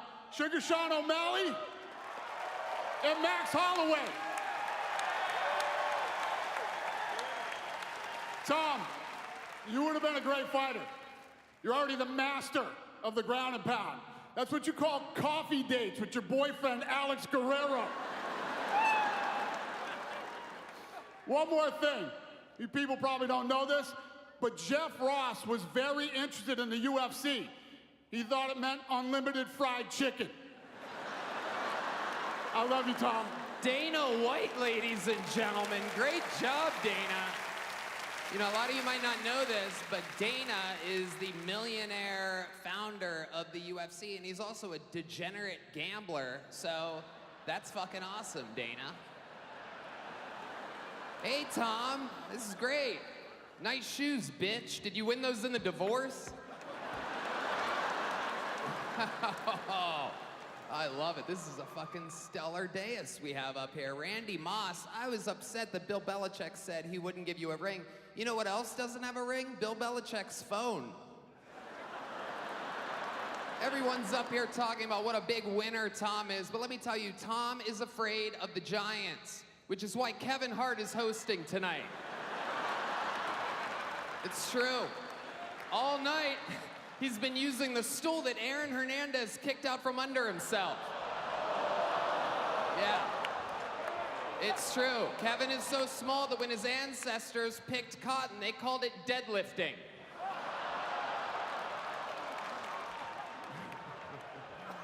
So many great quarterbacks up here. You know who doesn't pass? Kevin Hart on any movie he's offered. But we are here for Tom. Tom Brady is a patriot, which is surprising considering he looks like a Confederate fag. Tom Brady, why do you look like a gay Tom Brady? Clearly your ex-wife takes after you. I hear she's out there draining balls right now. People love you, Tom. You have the same fan base as Kyle Rittenhouse. Gronk, I'm happy you could take a break from writing Santa letters to be here today.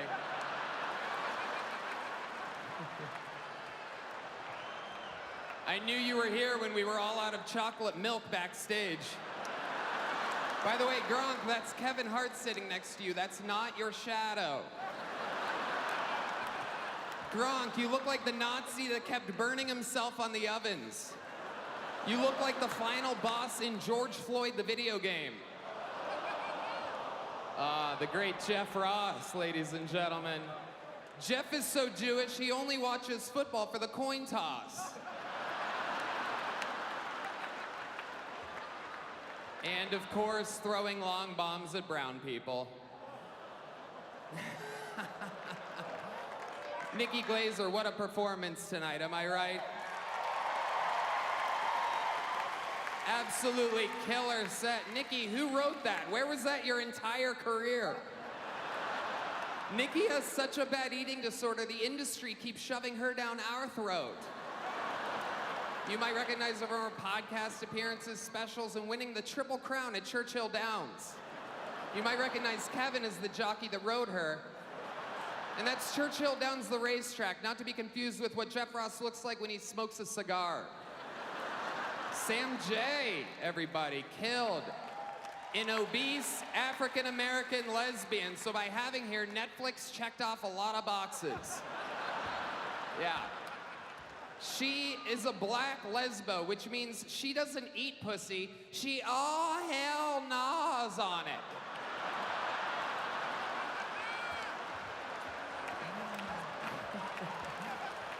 Earthquakes on his feet, I'm killing. You might recognize Sam from this. Her entire Wikipedia could fit into a fortune cookie. Andrew Schultz, I'm glad you took a break from watching YouTube videos on how to dap up black dudes correctly. Schultz's mom is a professional ballroom dancer, which means she's a stripper that talks too much.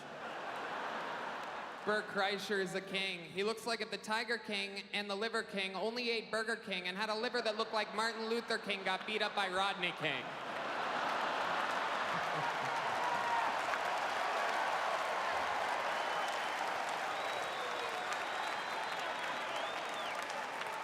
And how about the appearance from the great Ron Burgundy, huh?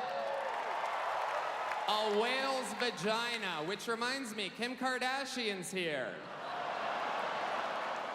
She's had a lot of black men celebrate in her end zone.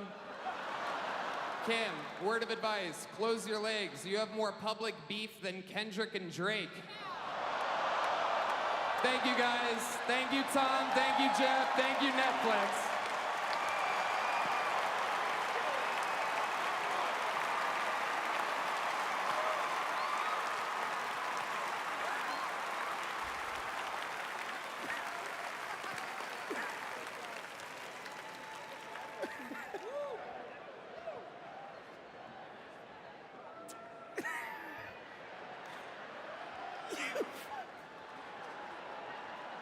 Fucking give it up for Tom, for Tony.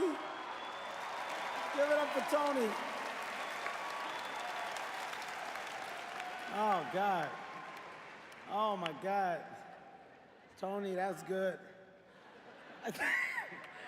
I feel like we should clap or else you'll go shoot up a school. He looks like he's gonna do something crazy. Those fucking pants and that belt, you fucking podcasters. I said don't let him in here. But Tony, I can't deny great comedy. God damn it, that was great fucking comedy. Bit for bit. Bit for bit, Tony. I believe in giving flowers. I have nothing bad to say, man. Performance, goddamn, every box, whatever you want to say, you check. I just have to say this. Sam, fuck him, all right? The oh hell no, like that right there. That right there, like I got, Sam, I want to come back and like get him for us both, but that was really good. He got us good, Sam. He got the black culture good with that one. Oh hell no, that's... He turned into Tyler Perry in the middle of the show. Fuck you, Tony. I'll come back in a couple days. Sam, we'll get him, just not now. Let him have this moment. Son of a bitch. That was so good. All right, fuck that. And fuck you, Tom. All right? All right. Guys, our next... Little flute plays. Oh. And they're making these weird noises. And then it's a guy with a mask pretending, a little girl mask crying for an hour. And that was... Something in my heart cried out that just like, give me no irony, please. Yeah. No negativity. Just sad Japanese people doing something from 800 years ago. It's the only answer.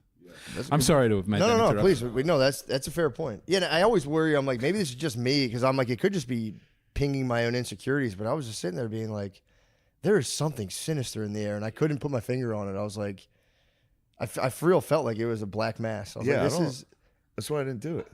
I know. I did that. Even the Lewis roast, I had a lot of fun doing it, but it's like, I don't want to do that again. No. And those were my friends, and that's not even that funny to make fun of your friends as hard as you can in front of everyone. The Skanks roast was, that is, the Skanks, they're doing that kind of stuff all the time, and it was fun, but I do get it. It's like, dude, I don't want to do that again. And also, like, if you guys slam me, I'm going to fucking spaz. I'm going to spaz. Don't slam me. I'm going to smile with tears in my eyes and go, that was really funny. I'll never forgive you. I'll literally never forgive you I'll secretly do bad things to you. Imagine if you were up in the dais roasting, and then like somehow your pants fell down and your penis came out, and the whole country's like, ugh. Yeah, dude. Obviously, fuck. Your tiny penis falling out live on Netflix At the in front roast. of Sweet K, sweet Kim Kardashian, in front of Tom Brady. Oh, and I've let things go a little too. I got a bush going. That'd be Do you really? chaos. Yeah. I think I must have a bush because I haven't cut it in a while. That's Yeah, I got a awesome. bush. If you had a bushel penis A on bush, Netflix. tiny bird. That'd be the most. Hey, Robert Kraft's here. Oh shit, my penis. Oh, my tiny penis. Good to see Robert Kraft. Oh fucking shit. Oh crap. Yeah, that would be it. You fall down and Gronk's trying to pull your pants back up. You're like, Gronk, get off me. Gronk, dude. help. Gronk, help me. Gronk on television was. People told me that in the room it felt weird and drunk and uncomfortable. On TV, it was sublime. It was. I thought it was just lit. I think When he Gronk- spiked the shot glass, I'm told that a lady did cop a face full of glass. in the front dude. I row, was right but there. It flew right into a. There were like a bunch of pieces dispersed, and one just like ninja starred right at the table in front of us. Obviously, I was like, sacrifices have to be made for great True, television. True. but True. That was a very beautiful moment. I did enjoy watching the reactions of like the tables in front of us. There were like these guys. I'm assuming they're kind of well-to-do, like industry type people, and they were sitting there, and anything anyone would say, be like, oh, you got divorced, and they go, oh my god, it was pretty sick. It was I was like sitting there like, dude, am I like something wrong with me? Because I would feel nothing. I did when Tony started killing. I for real was just like, oh That was. I had the same feeling I had when we were in Orlando and I saw the modern architecture, and I didn't hate it for the first time. I saw the glass boxes surrounded by the palm trees. It's like, oh, when it's done like this, when it's at its top level, this is beautiful and it's good for the spirit. And it's like, I hate roasting. And then I saw Tony do it. It's like, if that's what roasting is, this is fine. Yeah. It's just that almost no one is doing it. The only other one I've ever enjoyed was Norm Macdonald being nice to people. That's very nice. Which is sort of killed it for a long time after that. That was the pinnacle. It was cool. I was fun. It was fun to watch. I had a good time watching it. It was very interesting. But yeah, there was something. It was fun. It was long as fuck though. It was too long, dude. First hour, it was very fun, Great. and then fantastic. But yeah, Tony fucking killed, and he like started in the audience and just slowly walked fun to off. watch. Dude. We were laughing about it yesterday. Of just a random gay guy got up and walked on stage and then fucking killed everyone. Just being a nasty bitch up there, dude. It was so yeah. He was gonna come out and do a little cleaning. Spade was talking. The Kill Tony part like kind of bombed because that part was like quiet. Yeah, and then it was kind of like, oh no, what's going on here? And then Tony just walked up and just.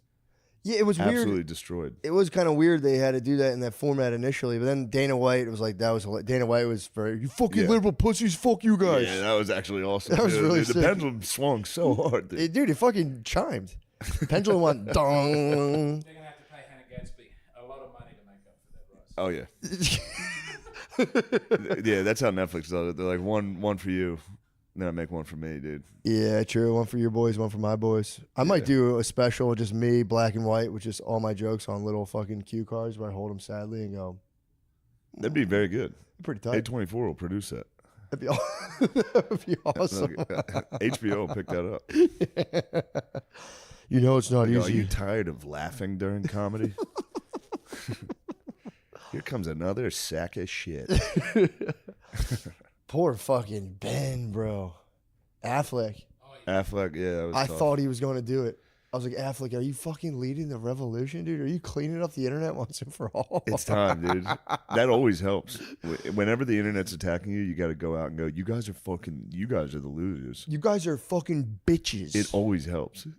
Dude, it doesn't make it way funnier to keep making fun of you. I know, man. It's like, dude. Your Batman idea would have killed. Why didn't he do it, man? That would have killed. He comes out as Batman being like, you guys are fucking assholes. Ben Affleck's actually the fucking man. Stop making fun of him. Although what he did was pretty funny. Being like, I mean, I don't know why you guys talk so much shit on Tom Brady. He's so much better than you guys. You guys are fucking losers, actually. Tom Brady's a man. He doesn't need this shit. Yeah. It's like, dude, yeah, that was are you awesome. sure this is about TB12, brother?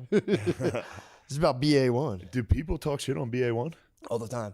BA1 gets crushed for. Why does he get shit talk? He gets like Will Smith level kind of pussy whipped celeb gossip, like where Will Smith. I thought every time they showed him, it was like funny and relatable. It was like a guy, he's like slams a door when she gets in the car. Yeah, but I mean, dude, it's funny and relatable for he's you. like depressed and standing outside smoking. You know how sad that would be for you if that's your thing. I watch it, I'm like, oh, it's hilarious. But he's like, I don't think he likes that he's like him slamming doors and yelling at his wife. It's funny as fuck, dude. I think it's every funny. comment's like, yes, this is a normal relationship.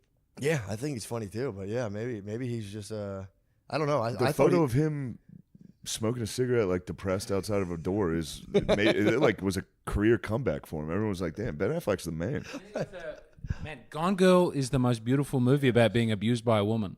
True. I maybe saw that 5 times.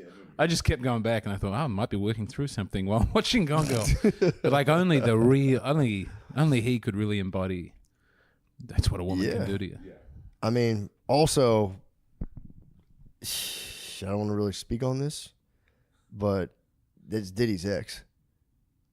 So it's like, bro, dude, stop giving ack all the God damn it, dude. I want this on record.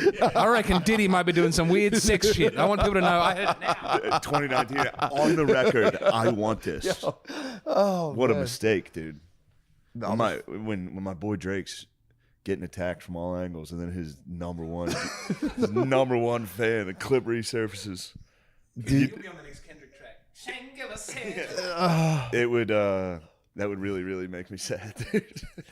Yeah, I do. It literally flashed before me at dinner. When you told me they picked up that clip, I was like, my whole career is just to hang out with Drake. And I was like, it's over now. You're still good. You might just have to go in disguise. Batman suit.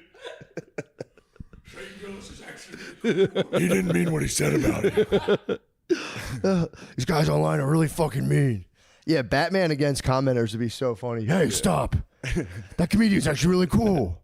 He doesn't make that much from his advertisements. Fucking lighten up, guys. He had a lot going on. He couldn't put a podcast out this week. He's a nice guy. You forgot the camera. All right, relax. They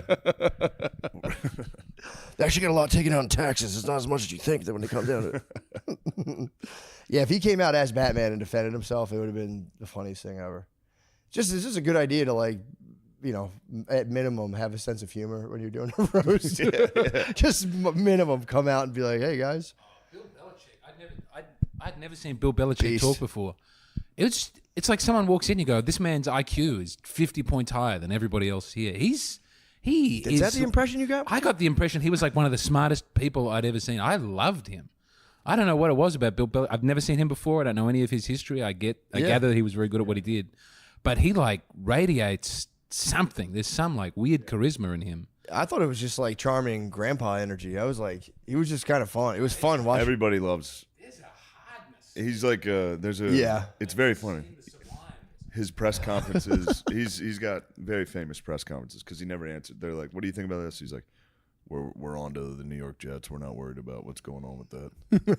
Like, what's going on with this? He's like, we're on to New York this week. Like, what was the game plan of this? He's like, we wanted to go out there and, well, now we're on to the New York Jets. He's like, I don't awesome. fucking care. Well, the roast is kind of a nice idea because the idea is to like have all these people come out and kind of like expose their egos to like a bunch of like negative insults for like so everyone can laugh. But the thing that would make it tolerable is we only roast the ones we love, and that's what they keep saying. Yeah. But that's not. It's like some lady wants a Netflix special and she's got 5 people to write the nastiest things she can about a guy she's never met before. This is a very poor form of love. True. It left me like You're desolate. I'd also seen The Fall Guy just before then and had also it was like 2 difficult aesthetic experiences. I just wanted to go and look at a flower or something. True. You know what I mean? Like, what was wrong with The Fall Guy? Ben Knight was excellent. My friend Ben Knight, who was in it, man, he was so great. Man, he was so great. He was what so a Hollywood ghoul. I thought my friend Ben Knight was exceptional. I hope he gets another movie. I thought Emily Blunt was underused. Yeah, And Gosling is wonderful, but it wasn't. I don't know if they made it during the writer's strike or what. Did they like do anything in the movie? There's a lot of great stunts. No, I'm talking about like. Oh, sexually? Yeah. No. Just curious. No, just yearning looks at one another. Oh, that's not. I like that. Yeah. About 40 minutes in, there's a dog who's an attack dog who only responds to French. That's nice. That really kept me in the film. I was thinking of walking out. That's pretty tough. And then when there was that dog, I was like, I will wait. And then my friend was on it. I was like, hey, all right, this is turning around. Nice. But that's what it took. That's awesome. Well, I'm sorry you had a double dose. We had some very positive experiences here, though. Dude, Efron, the man. Shout out Efron. The man. Shout out dude. the other Batman. True. Pattinson. For sure. Beast. There's been a lot of cool people. Yeah, there's so many famous celebs in LA. I have cool famous celebs who are very nice.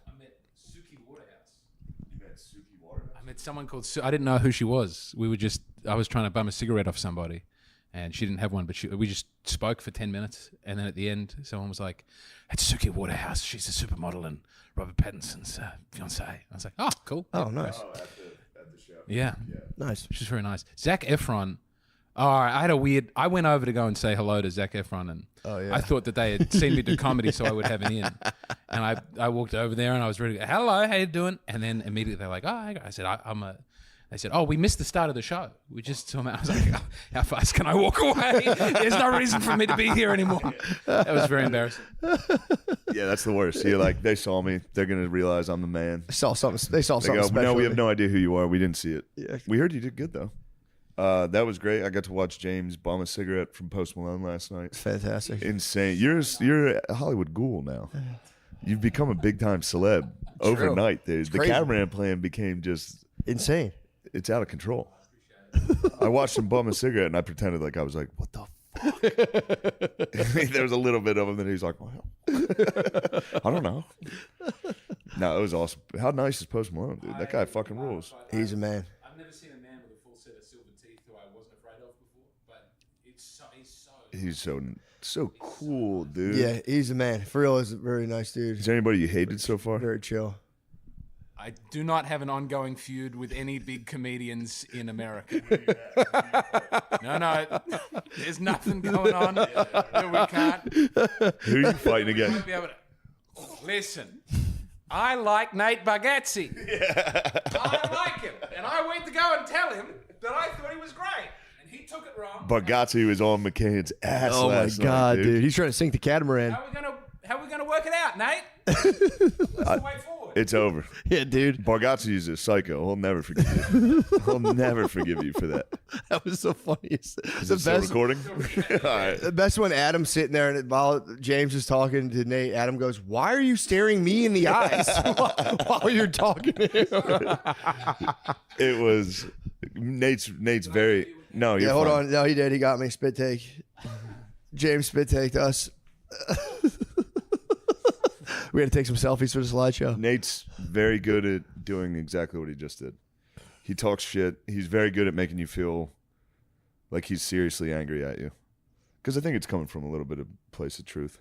Yeah, we're all struggling some way or the other, no matter what. We all have an inner landscape we have to deal with, regardless of anything. Yeah, And when another comedian sits down and goes, "Oh, I heard about you this year."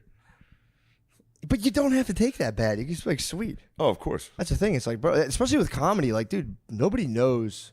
Yeah. When you're with comedy fans, you're like, oh, dude, obviously people know. But, like, if you ask average people, they're like, I have no fucking clue. No one knows. For 99.9% of comedians, the average person's like, I don't know. Yeah, but it was good.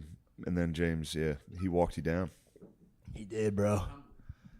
He humbled you. I will say, David Spade lifted me out. I got to.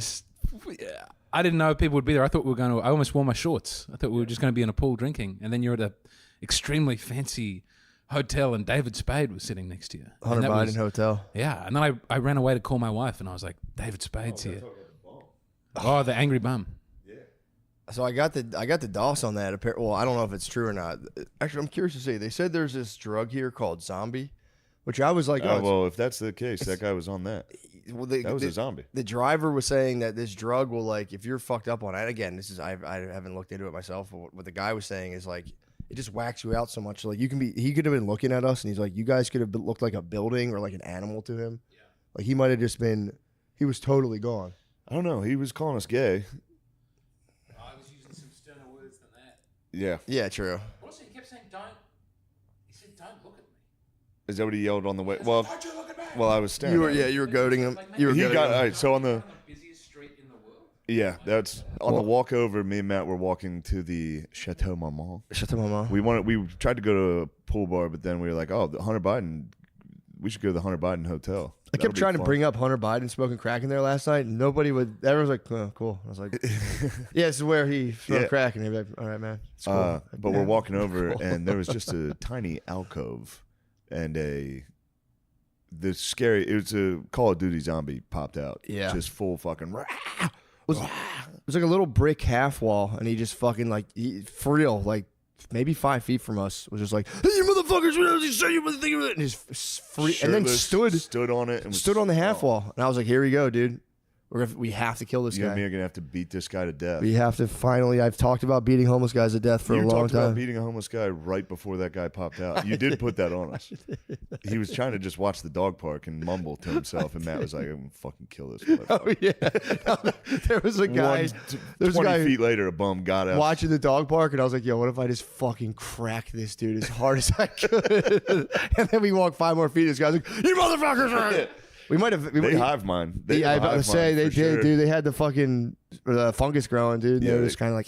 He got us. It's so not bad, funny to but then talk on the- about cracking homeless guys in the head as hard as you can. But then on the walk back, we walked on the other side of the street this time. But I just stared at him the whole time because I didn't know you activated and him. I activated him. That fucking asshole. I hated that guy. He was so mean. Yeah, it was crazy. So I didn't think I would be able to activate him. I wanted to try to use the force from across the street. You did. And I just kept nodding at him, like slightly nodding from across the street. And he was going like this. He was doing this.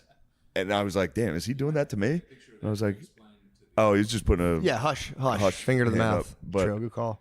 I was like, I think he's looking at me. And I kept going like that to him. And then he was like, blah, blah, blah, blah. I was like, oh, there he is. We should see if we can sneak up on him today. You motherfucker, fuck you. I think he'd be down right away. I don't think he'd get scared. I think he'd be. Oh, he'd ready match the to energy roll. immediately. He also might be sleeping for the next 14 hours. So yeah, because that was, dude, for real. It was maybe the shirtless dude just emerged onto a brick half wall 4 feet from us, so That's fast, this loudest and screaming, screamed. And like inching Yeah. toward. The fact that he respected his boundaries though was kind of cool. Like wouldn't cross. It over was the- a dog. Like Yeah. it was for real. It was like a dog in the front yard jumping up on the fence as he wouldn't come out. But yeah, the fact, because it was beef. So I was like, damn, the fact that you're really. Oh, I wanted the smoke on the walk back, dude. For real, when he hopped up, I thought it was academics. I thought it was. I'm gonna whoop academics' ass for what he's done, dude. I'm kidding. How dare you bring It's up just my own quote that I said? that I injected into the that thing. I said, yeah. No, the idea of having beef with academics is funny. It is funny. I don't really want beef with Ak. No, we don't want any. I don't want beef with anybody, dude. I want beef with that fucking homeless guy though. Yeah, for real. He It's scared the fuck out. That was the most scared I've been in so long. I had like dragging coffee too, so I was already all adrenalized, and that hit me, and I was like, yeah, it wasn't even fight adrenaline. It was different. I was so scared. It was so fucking scary. Yeah, it was for real. I was just like, no, dude, no. It's tangled up with this sweaty fucking homeless guy with a And shirt no off. one helps you. No. Everybody on the street. The two no one's- ladies, obviously they had to. We were the protectors, obviously. The two ladies just dipped out right across No the one's street. gonna help. I watched a guy get chased by a bum in San Diego, and it was so fucking funny. It's like it's not touching anyone else. The bum was not attacking anyone. He just saw a guy across the street who was like, fucking. They call everyone sprinted at him, and the guy was just like, no way. Stop. Yeah. There was gay guys. There's a lady in Austin who keeps getting her tits out and calling me the N-word. Really? Yeah.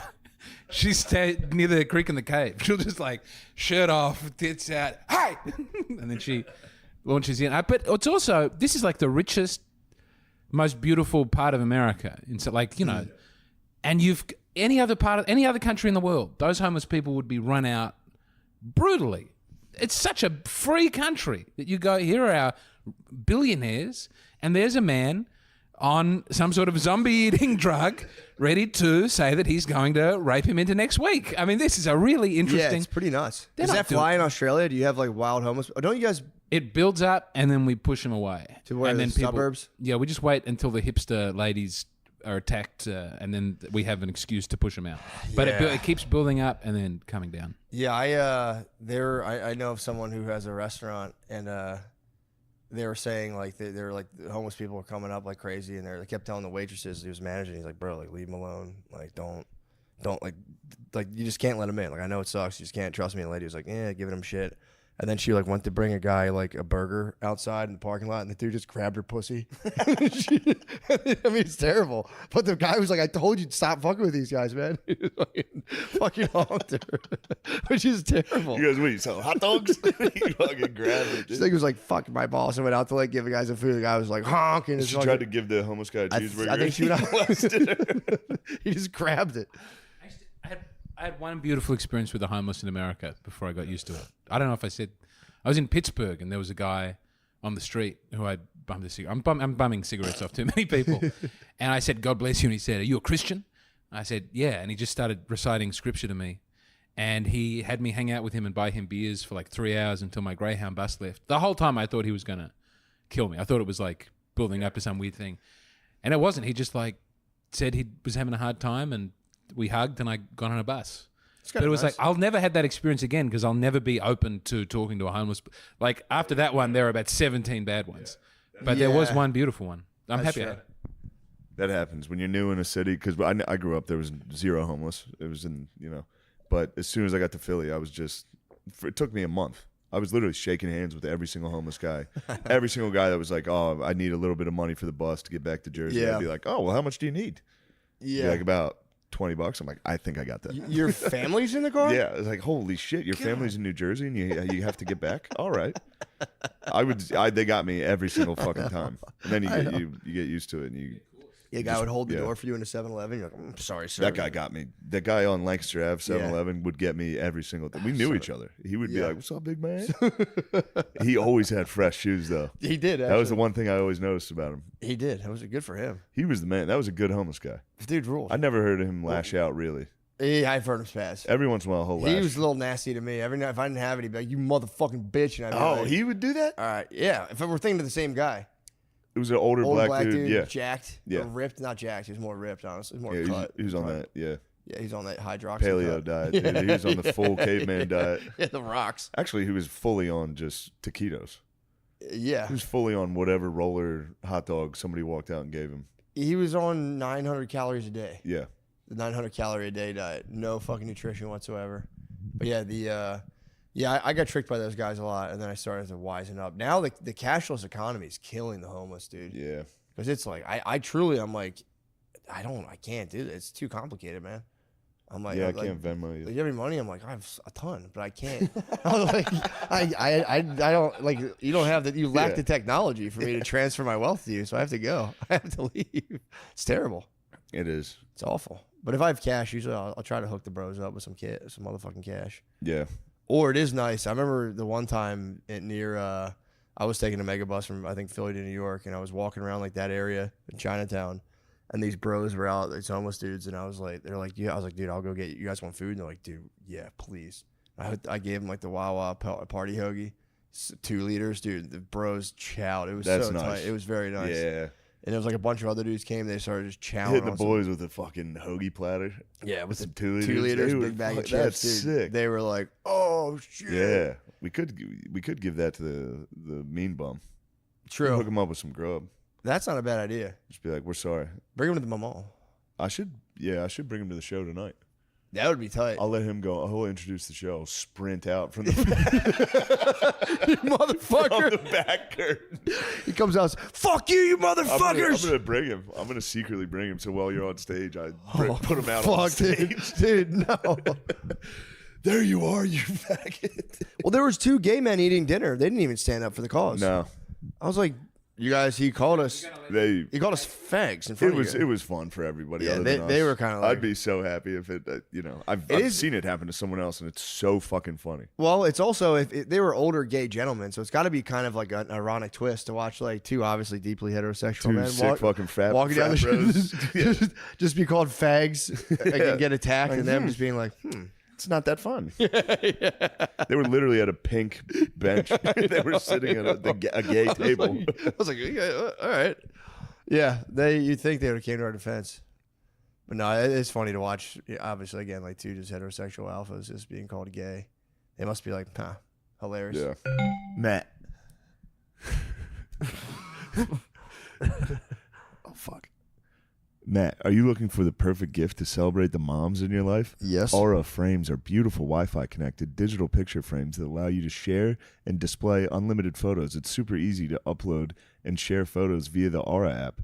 And if you're giving an Aura as a gift, you can even personalize the frame with preloaded photos and memories. Fuck yes. Do you remember us? Do you remember what we did on the road? Oh, yeah. I want to put that memory. I want to put a video in there. Personal endorsement. Do you remember that? I remember that. I remember everything. I personally endorsed you. I'm going to have to hide that frame, though. That'll be just for me. From grandmothers to new mothers, aunts, and even friends in your life, every mom loves an Aura frame. Named the best digital photo frame by Wirecutter and selected as one of Oprah's favorite things. Holy shit. That's awesome. Aura frames are guaranteed to bring joy to moms of all ages. Yo. Know who else is guaranteed to bring joy to moms of all ages? Your boy. Read the verbatim. My turn here. Let me see the verbatim. Right now, Aura has a great deal for Mother's Day. Listeners can save on the perfect gift by visiting auraframes.com/MSSP to get $30 off plus free shipping. Dude, I just hurt my eyes. That's the shipping on the best-selling frame. That's AURA frame.com/MSSP. Use code MSSP at checkout to save. Terms and conditions apply. That was good. That was tough. I was going off of memory for a lot of And that. I was shaking the camera. Shit. Yeah. All right. Next, Dad. This episode is brought to you by BetterHelp. We all carry around different stressors, big and small. And when we keep them bottled up, what are you doing over there, dude? We keep them bottled up, it can start to affect us negatively. Therapy is a safe space to get things off your chest and figure out how to work through whatever's weighing you down. All right? Personal endorsement, I love therapy. Me too. It's helping. Yeah, dude. If you're thinking of starting therapy, give BetterHelp a try. It's entirely online, designed to be convenient, flexible, and suited to your schedule. Just fill out a brief questionnaire and get matched with a licensed therapist and switch therapists anytime for no additional charge. Get it off your chest with BetterHelp. Visit BetterHelp.com/MSSP today to get 10% off your first month. That's BetterHelp, HELP.com/MSSP. Excellent job. You're excellent. You can, man. Lucy is made for your nicotine routine and delivered straight to your door. It's 100% pure nicotine and always tobacco-free.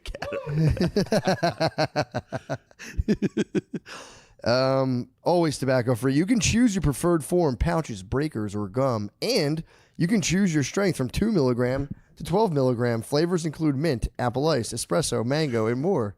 Save yourself from the weekly gas station stop and sign up for a monthly subscription, which saves you 15%. No commitment. Cancel anytime. Oh, bro, I fucking love. I mean, obviously, nicotine's the writer's best friend. Yeah, and if you only do, Peter Attia says, even Peter Attia condones it, who's a health guy. Dude, they call you when the order arrives. They give you a phone call sometimes. It's really? very nice. It feels very professional. Lucy drops it off to you? Yeah, What? Lucy delivers, dude. I didn't know that. Yeah, no more. Yeah, That's grab one of crazy. the Lucy pouches. The product that sets Lucy apart is Lucy Breakers. It's nicotine pouches, but with a tiny capsule inside. The capsule contains a liquid flavor that saturates the pouch before it's even in use. Break it with your teeth and boom, instant nicotine release when you need it. Let's level up your nicotine routine with Lucy. Go to lucy.co/drenched and use promo code drenched to get 20% off your first order. Lucy offers free shipping and has a 30-day refund policy if you change your mind. Lucy.co and use code drenched to get 20% off and always free shipping. And here comes the fine print. Lucy products are only for adults of legal age, and every order is age verified. Hey. Warning, this product does contain nicotine. Nicotine is an addictive chemical. Yes. Prize Picks is America's #1 fantasy sports app with more than 5 million members. It is match up to $100. Pick more, pick less. It's that easy. I got to get my picks in as soon as we get off this. Don't shine on my penis. James. James, put that honker away, dude.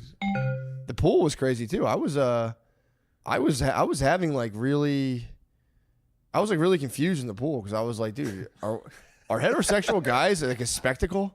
Yeah, we are a spectacle here. It was all gay men at the pool. It was just hot women in bikinis. Yes. And gay dudes oiled up in Speedos. Yeah. And then 4 fucking pasty idiots jumping in a 3-foot pool. Breath holding contest, wrestling, seeing who can swim backwards, screaming. Yeah. But I swear to God, I was like, are gay guys, like, 2 things.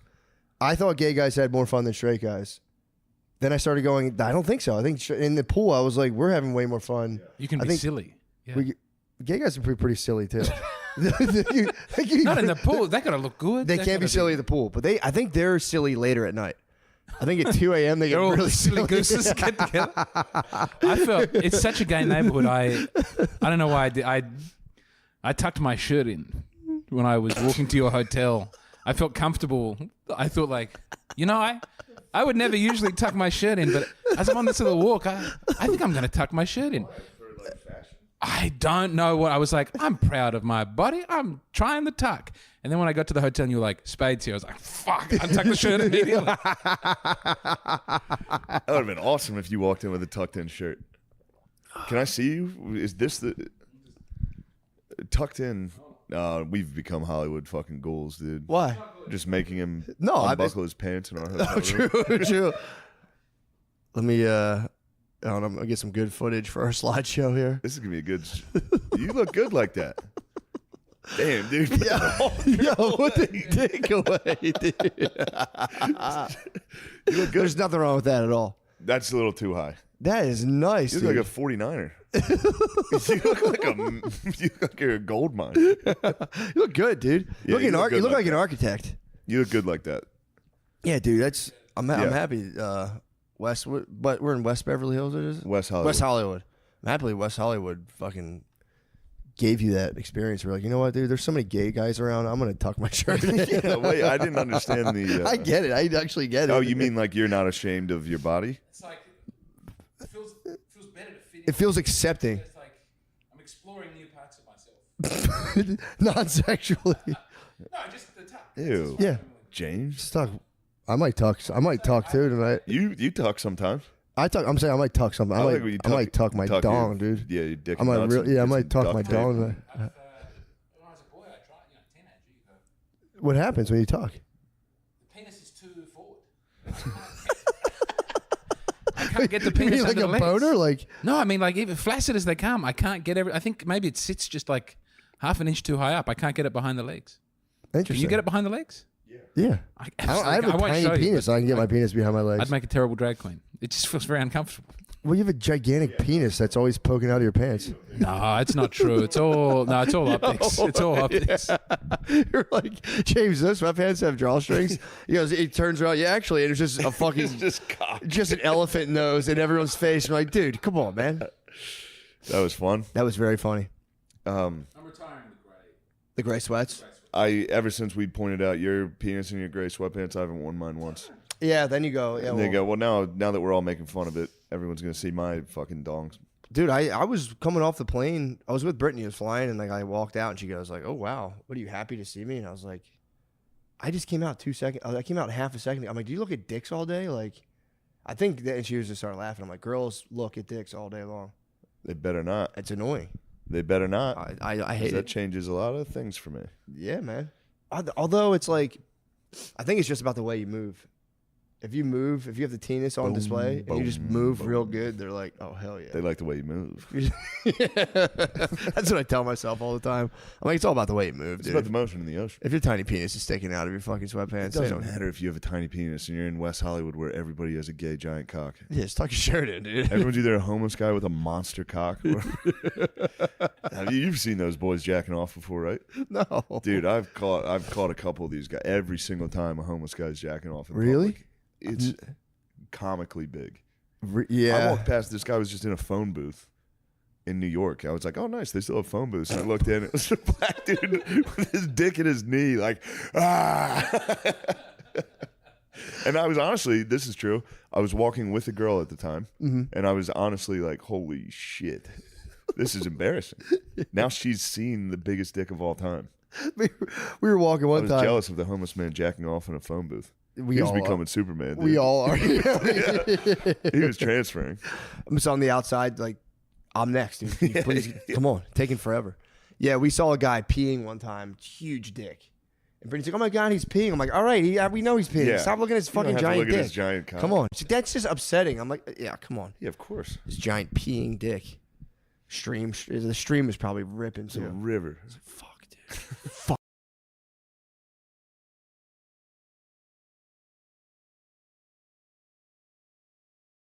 You guys keep asking about the 5 guys that I killed. Why don't you ask me about the one that I let live?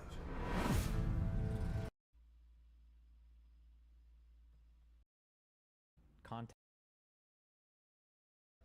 Haven't we? It could be strategic as well. Like, yeah, I'm like super world famous, and I am gonna DM like an incredibly fucking popular Instagrammer because I can, because I'm.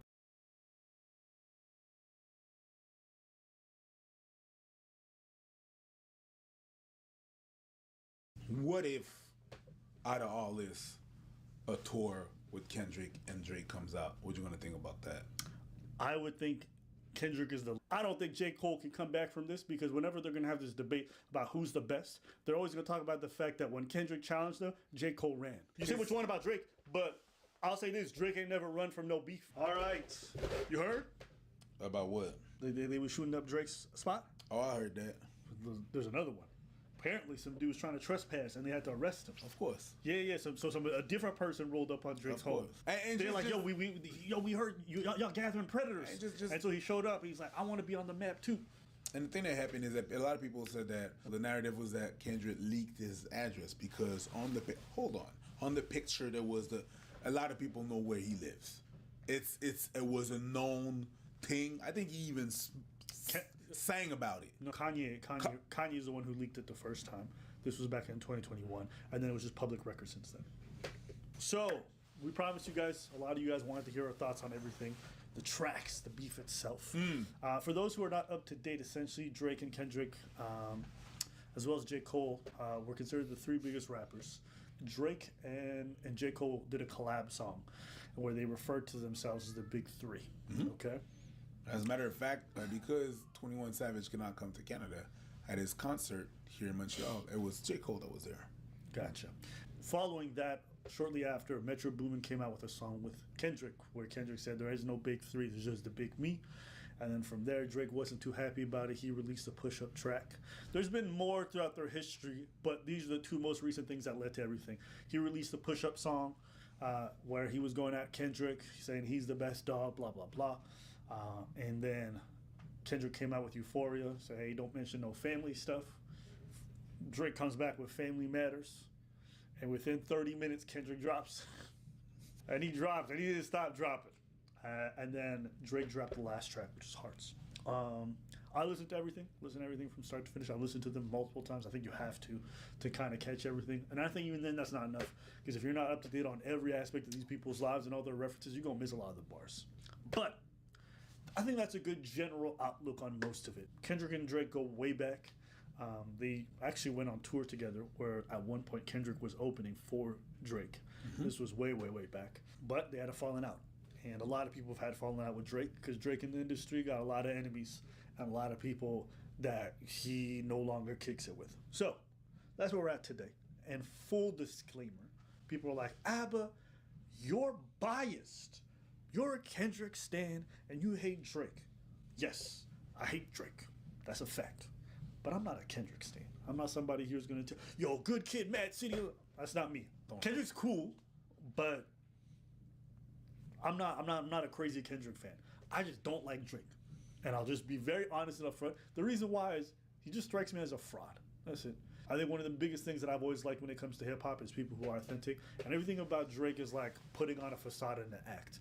I hate seeing him change his accent all the time based off who he's talking, from being in an interview and be like, well, actually, the way that I normally talk is like, and then he gets to Toronto, he's like, Crody. Then he gets on a hip hop track and then he's just saying nigga 100 times. Like, just something about him just never sat well with me. The type of music he makes, just everything. So yeah, I've just never liked him. And most of the rappers that I think I've admired most of my life never liked Drake either. So I think there was just a parallel that kind of happened there, where somebody just seemed off to me.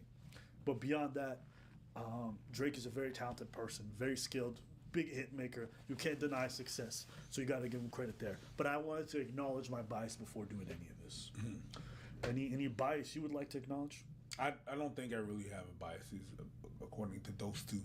The changing accent thing, I don't really mind about that. Maybe that's one of the biases that I have because I do that as well. Everybody does a bit of code switching from time to time. You don't talk the same way with your friends as you talk with your mom.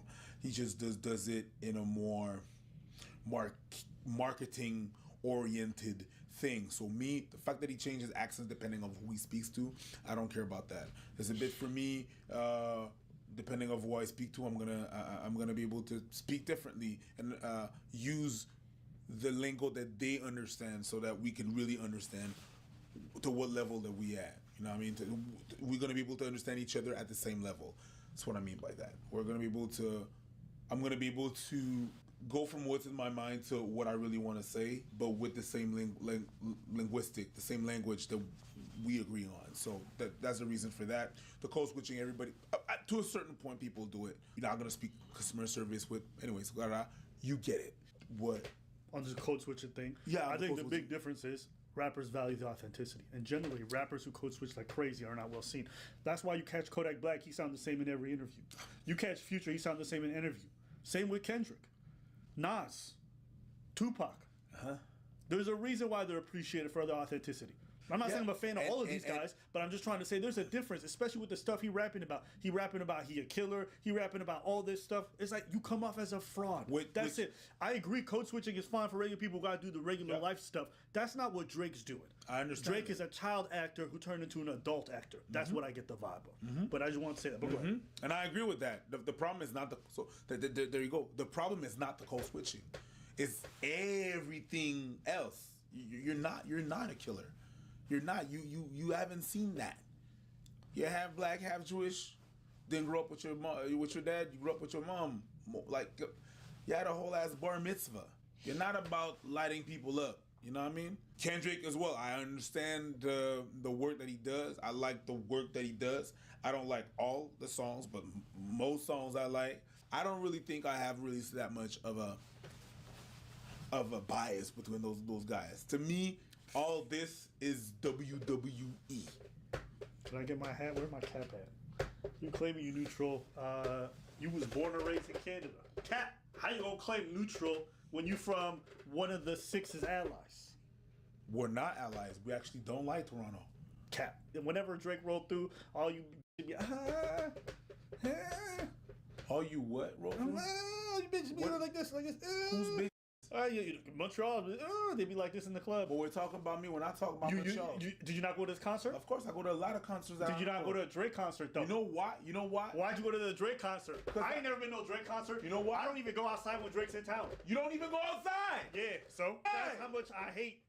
No, it's just you don't go outside. That's how much I hate. Nah, I be on my bike, and then it was like, yo, Drake's in town concert. I'm like, yo, I'm going home. Fuck this bike. Yeah, you don't understand. And you just said it. Oh, just drinking that. Okay, just hold on. I'm going home. You just you use this bar.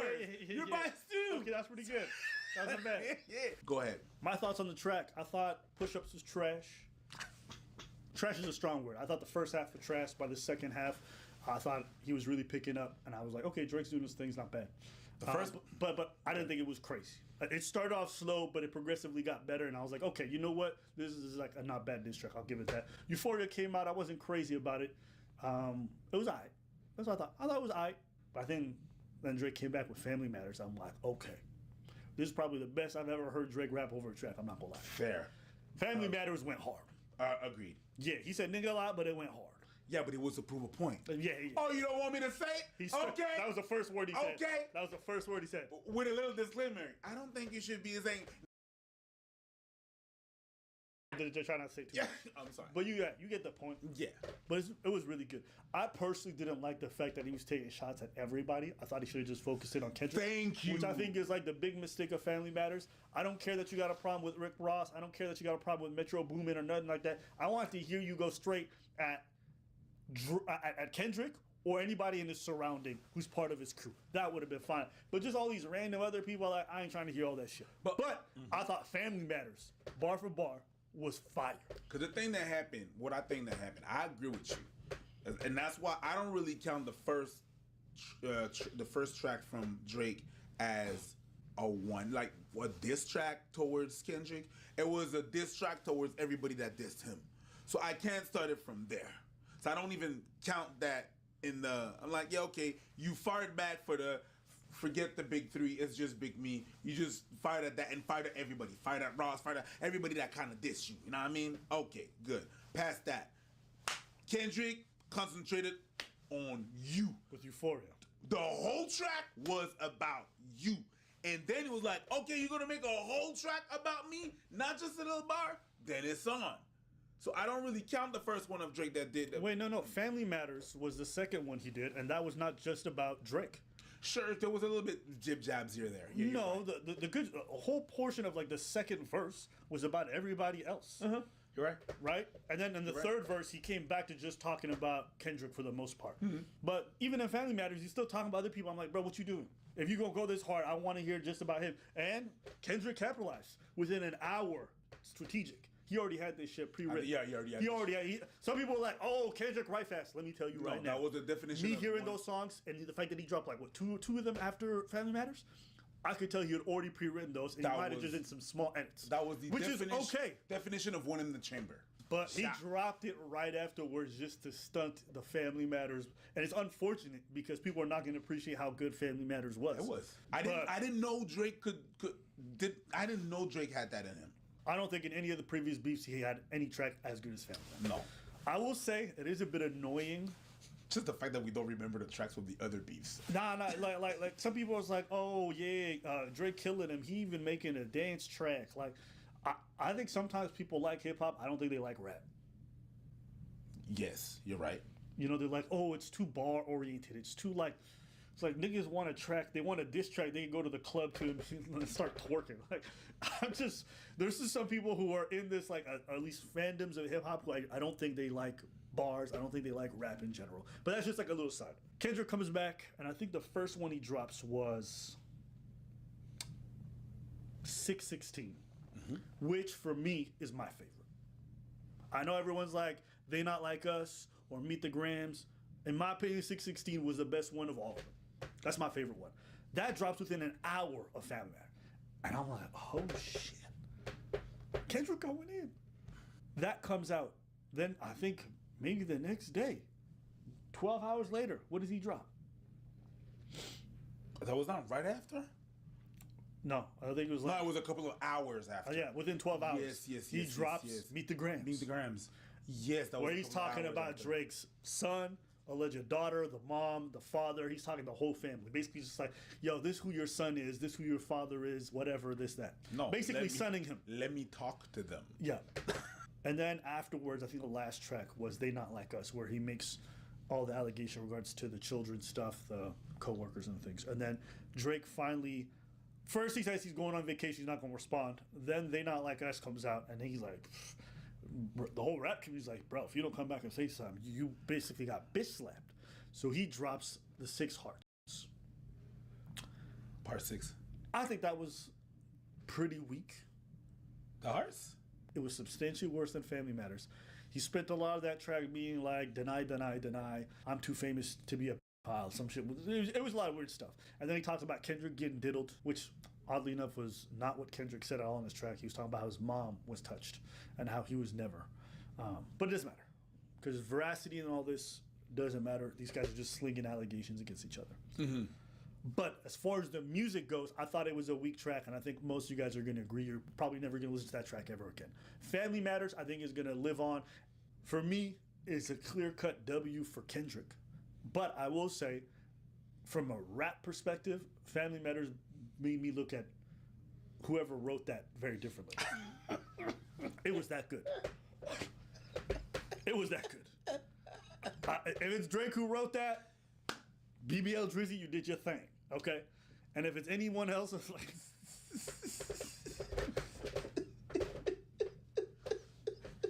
If it's one of you guys who did this for Drake, you know what I'm saying? One of the whoos, okay? Y'all did y'all thing, okay? And listen, we don't appreciate ghostwriters enough, okay? Y'all killed it. Yeah, we all saw what the fuck you did there. Okay. I appreciate whoever wrote that. Yeah. To be clear, To it's already been 110% confirmed that Drake does use ghostwriters pretty often. Now, whether or not he used it for this song, that's a different story. But for me, once I find out you don't write your own raps, it's kind of a rap for me. It's yeah, there's a dismissal there. Yes, I've already thought you were an inauthentic person. Then I find out the music you make is not even yours. Whatever, that's a different story. Yeah, and because of the era as well that you come from, you know what I mean? The music that you listen to. I'm a relic, you're a dinosaur. You know what I mean? But maybe this ghostwriting thing's been going back further than I know. But like if I was to find out DMX didn't write none of his raps, if Tupac didn't write none of his raps, Nas and Biggie didn't write their raps, I'd probably just be like, hey, you know what, Drake, you get a pass. But to my knowledge, they wrote everything. And the way that they wrote was so distinctly different. It feels like it came from them. Yeah. Like, say what you want about Pac, but Pac wasn't the craziest lyricist, but his delivery and storytelling were one. If he had a ghost teller, that nigga wasn't that good. But it Pac, was not, yeah. I could see the patterns in Pac's writing. Mm-hmm. You know what I'm saying? But anyways, I digress. I didn't want to get too far into that. He's a storyteller. He could depict a picture very well. Yeah. You know what I mean? Yeah. But all this to say, that being said, Coconuts in Barbados. Picking coconuts in Barbados. I thought Drake did pretty good, but Kendrick still whooped his ass. And I think he did it strategically. I think he did it with how he addressed Drake. I think he also did it from being able to switch up the type of tracks. Like he was doing everything from, a mustard beat to what he did on Euphoria, which was much more of a slow poem. Like he really switched it up well. I thought Drake did the same thing in Family Matters, but Kendrick did it over multiple songs. He even had letters he was writing to the kids and the family. It was just crazy. Honestly, it looked like a full album the way it came out. So yeah. What do you think? What if out of all this, a tour with Kendrick and Drake comes out? What you gonna think about that? I would think Kendrick is the lamest nigga I've ever seen. Yeah. If they start shaking hands and going buddy after this, I think Kendrick will. But what if it was already all planned? It's super lame. Because Drake is already an inauthentic weirdo. But Kendrick's brand is now going to be completely separate. Tainted. Yeah. I think even the West Coast. If you're watching right now, you're a big Kendrick fan. You on the West Coast, whatever it is. And you find out this was all planned and everything. Yeah. How you going to look at Kendrick afterwards? Mr. I don't do interviews. I'm all like down to earth and you doing a whole publicity ton of fake beef. Yeah. That's corny. Yeah. That's super corny. Yeah, it's going to be looked different. You're right. What are your thoughts on the tracks? I said all my piece. What's your piece? They're pretty similar to yours. Although I'm not going to say that it was trash. Which one? Part 6? I didn't say that it would be trash. It's just that my point on that, the only thing that I would add to what you said is that that's not how you win a beef. You don't win a beef by saying, it's not true! And it never happened. And I'm disgusted. That you even insinuate that it did. That's not how you win a beef. But you're pretty accurate. Any thoughts on any of the tracks? OVO. I can't. That's never going away.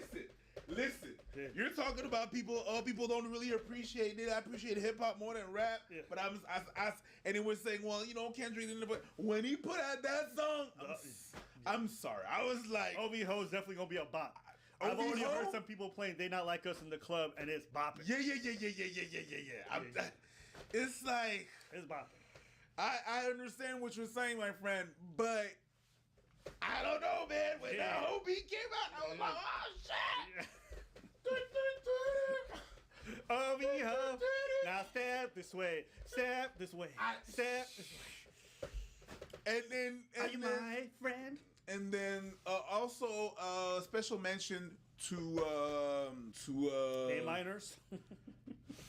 I think that's the bar that's gonna haunt Drake forever.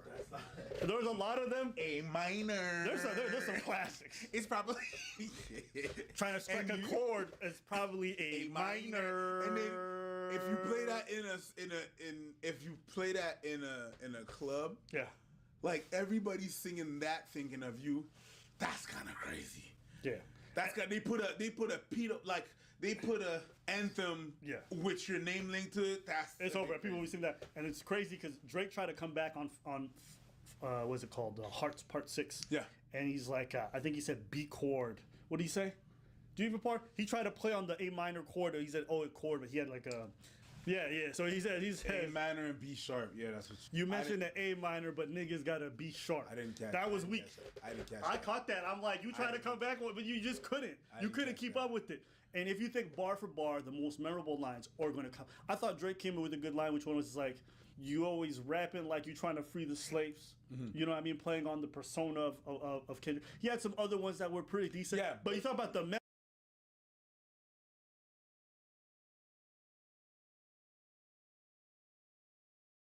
As they say, you can't spell diarrhea without EA.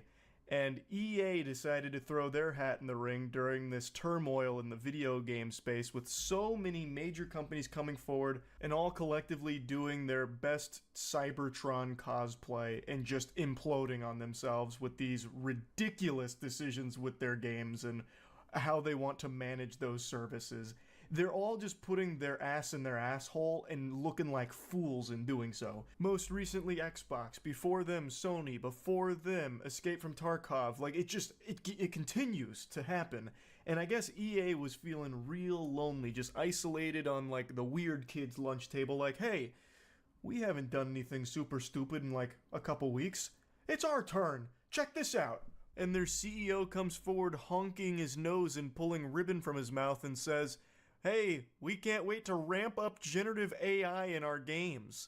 Thinking that somehow this was like a slam dunk, like this is a good thing. Proud about putting AI in their games, which will inevitably lead to the loss of many jobs there. It's something that people have been warning about for a long time, and it looks like we're starting to reach that point. And their CEO isn't even bother. He's not even giving a single iota of a fuck about trying to hide the fact that they are going hog wild into AI to start making their games. That is scary. And not only that, he wasn't satisfied with just that statement. He actually went to double tap our ass with another statement, this time about Battlefield, where he said that Battlefield is going to be another tremendous live service game. He is so disconnected from reality, he's using the worst two words you can ever use in gaming. These are cardinal sins. This is like using Voldemort's name. He's using AI proudly and live service proudly. Live service is almost like a slur in gaming at this point with how negative that connotation is. According to this article, Andrew Wilson is saying that this is the largest Battlefield team in franchise history, with DICE, Criterion, Ripple Effect, and now Motive all working on it.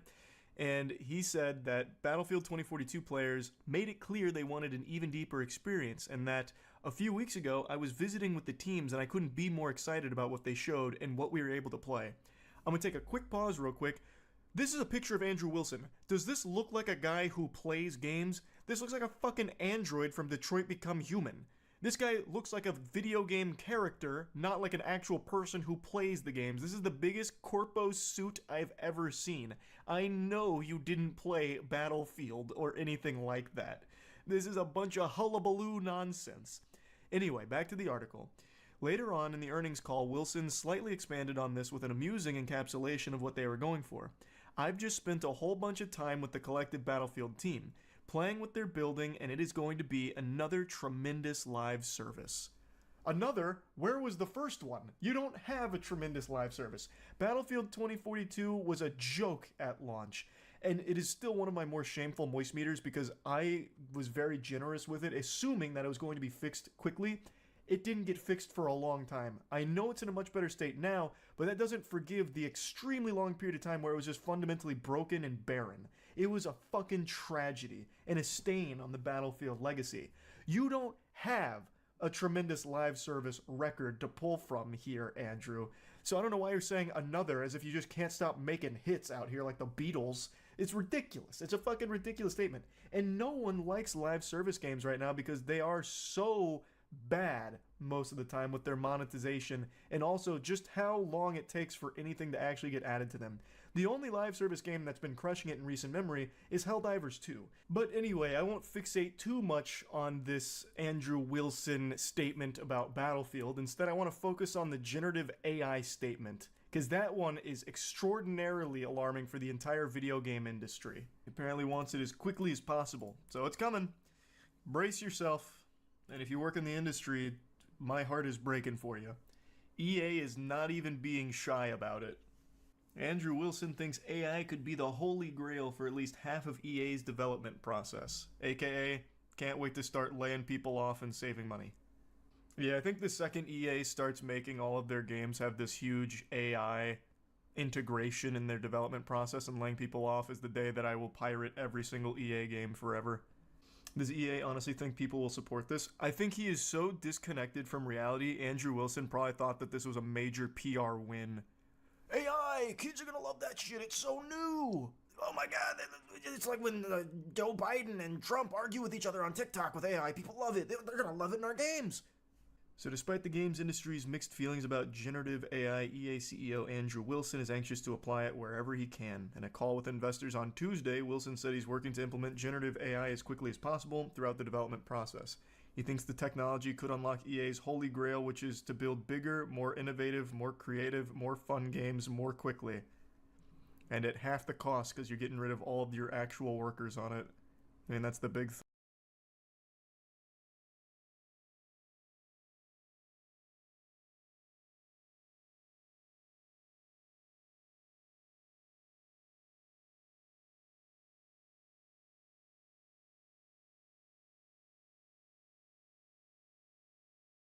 This 86-inch LG Ultra Stretch is so wide that it makes so-called ultra-wide monitors look downright square by comparison. With just 600 vertical pixels, no support for HDR, and a pedestrian 60 Hz refresh rate, it's meant more for digital signage than for gaming.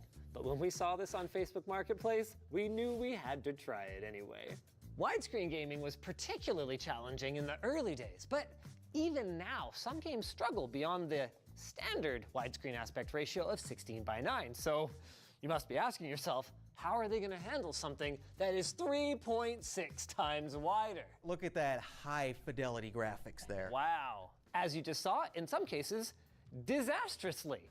But in other cases, surprisingly well. And a shocking number of games, even ones that are older than the last 5, 10, or even 20 years, were able to handle this aspect ratio with a relatively clear, unstretched picture. Like this relatively clear and unstretched segue to our sponsor. War Thunder. Experience pure vehicle combat immersion thanks to over 2,000 true-to-life war machines to control and wreak havoc with. Click the link below to score some bonus items too. First up, I just want to say you guys outdid yourselves with the setup here. We wanted to illustrate just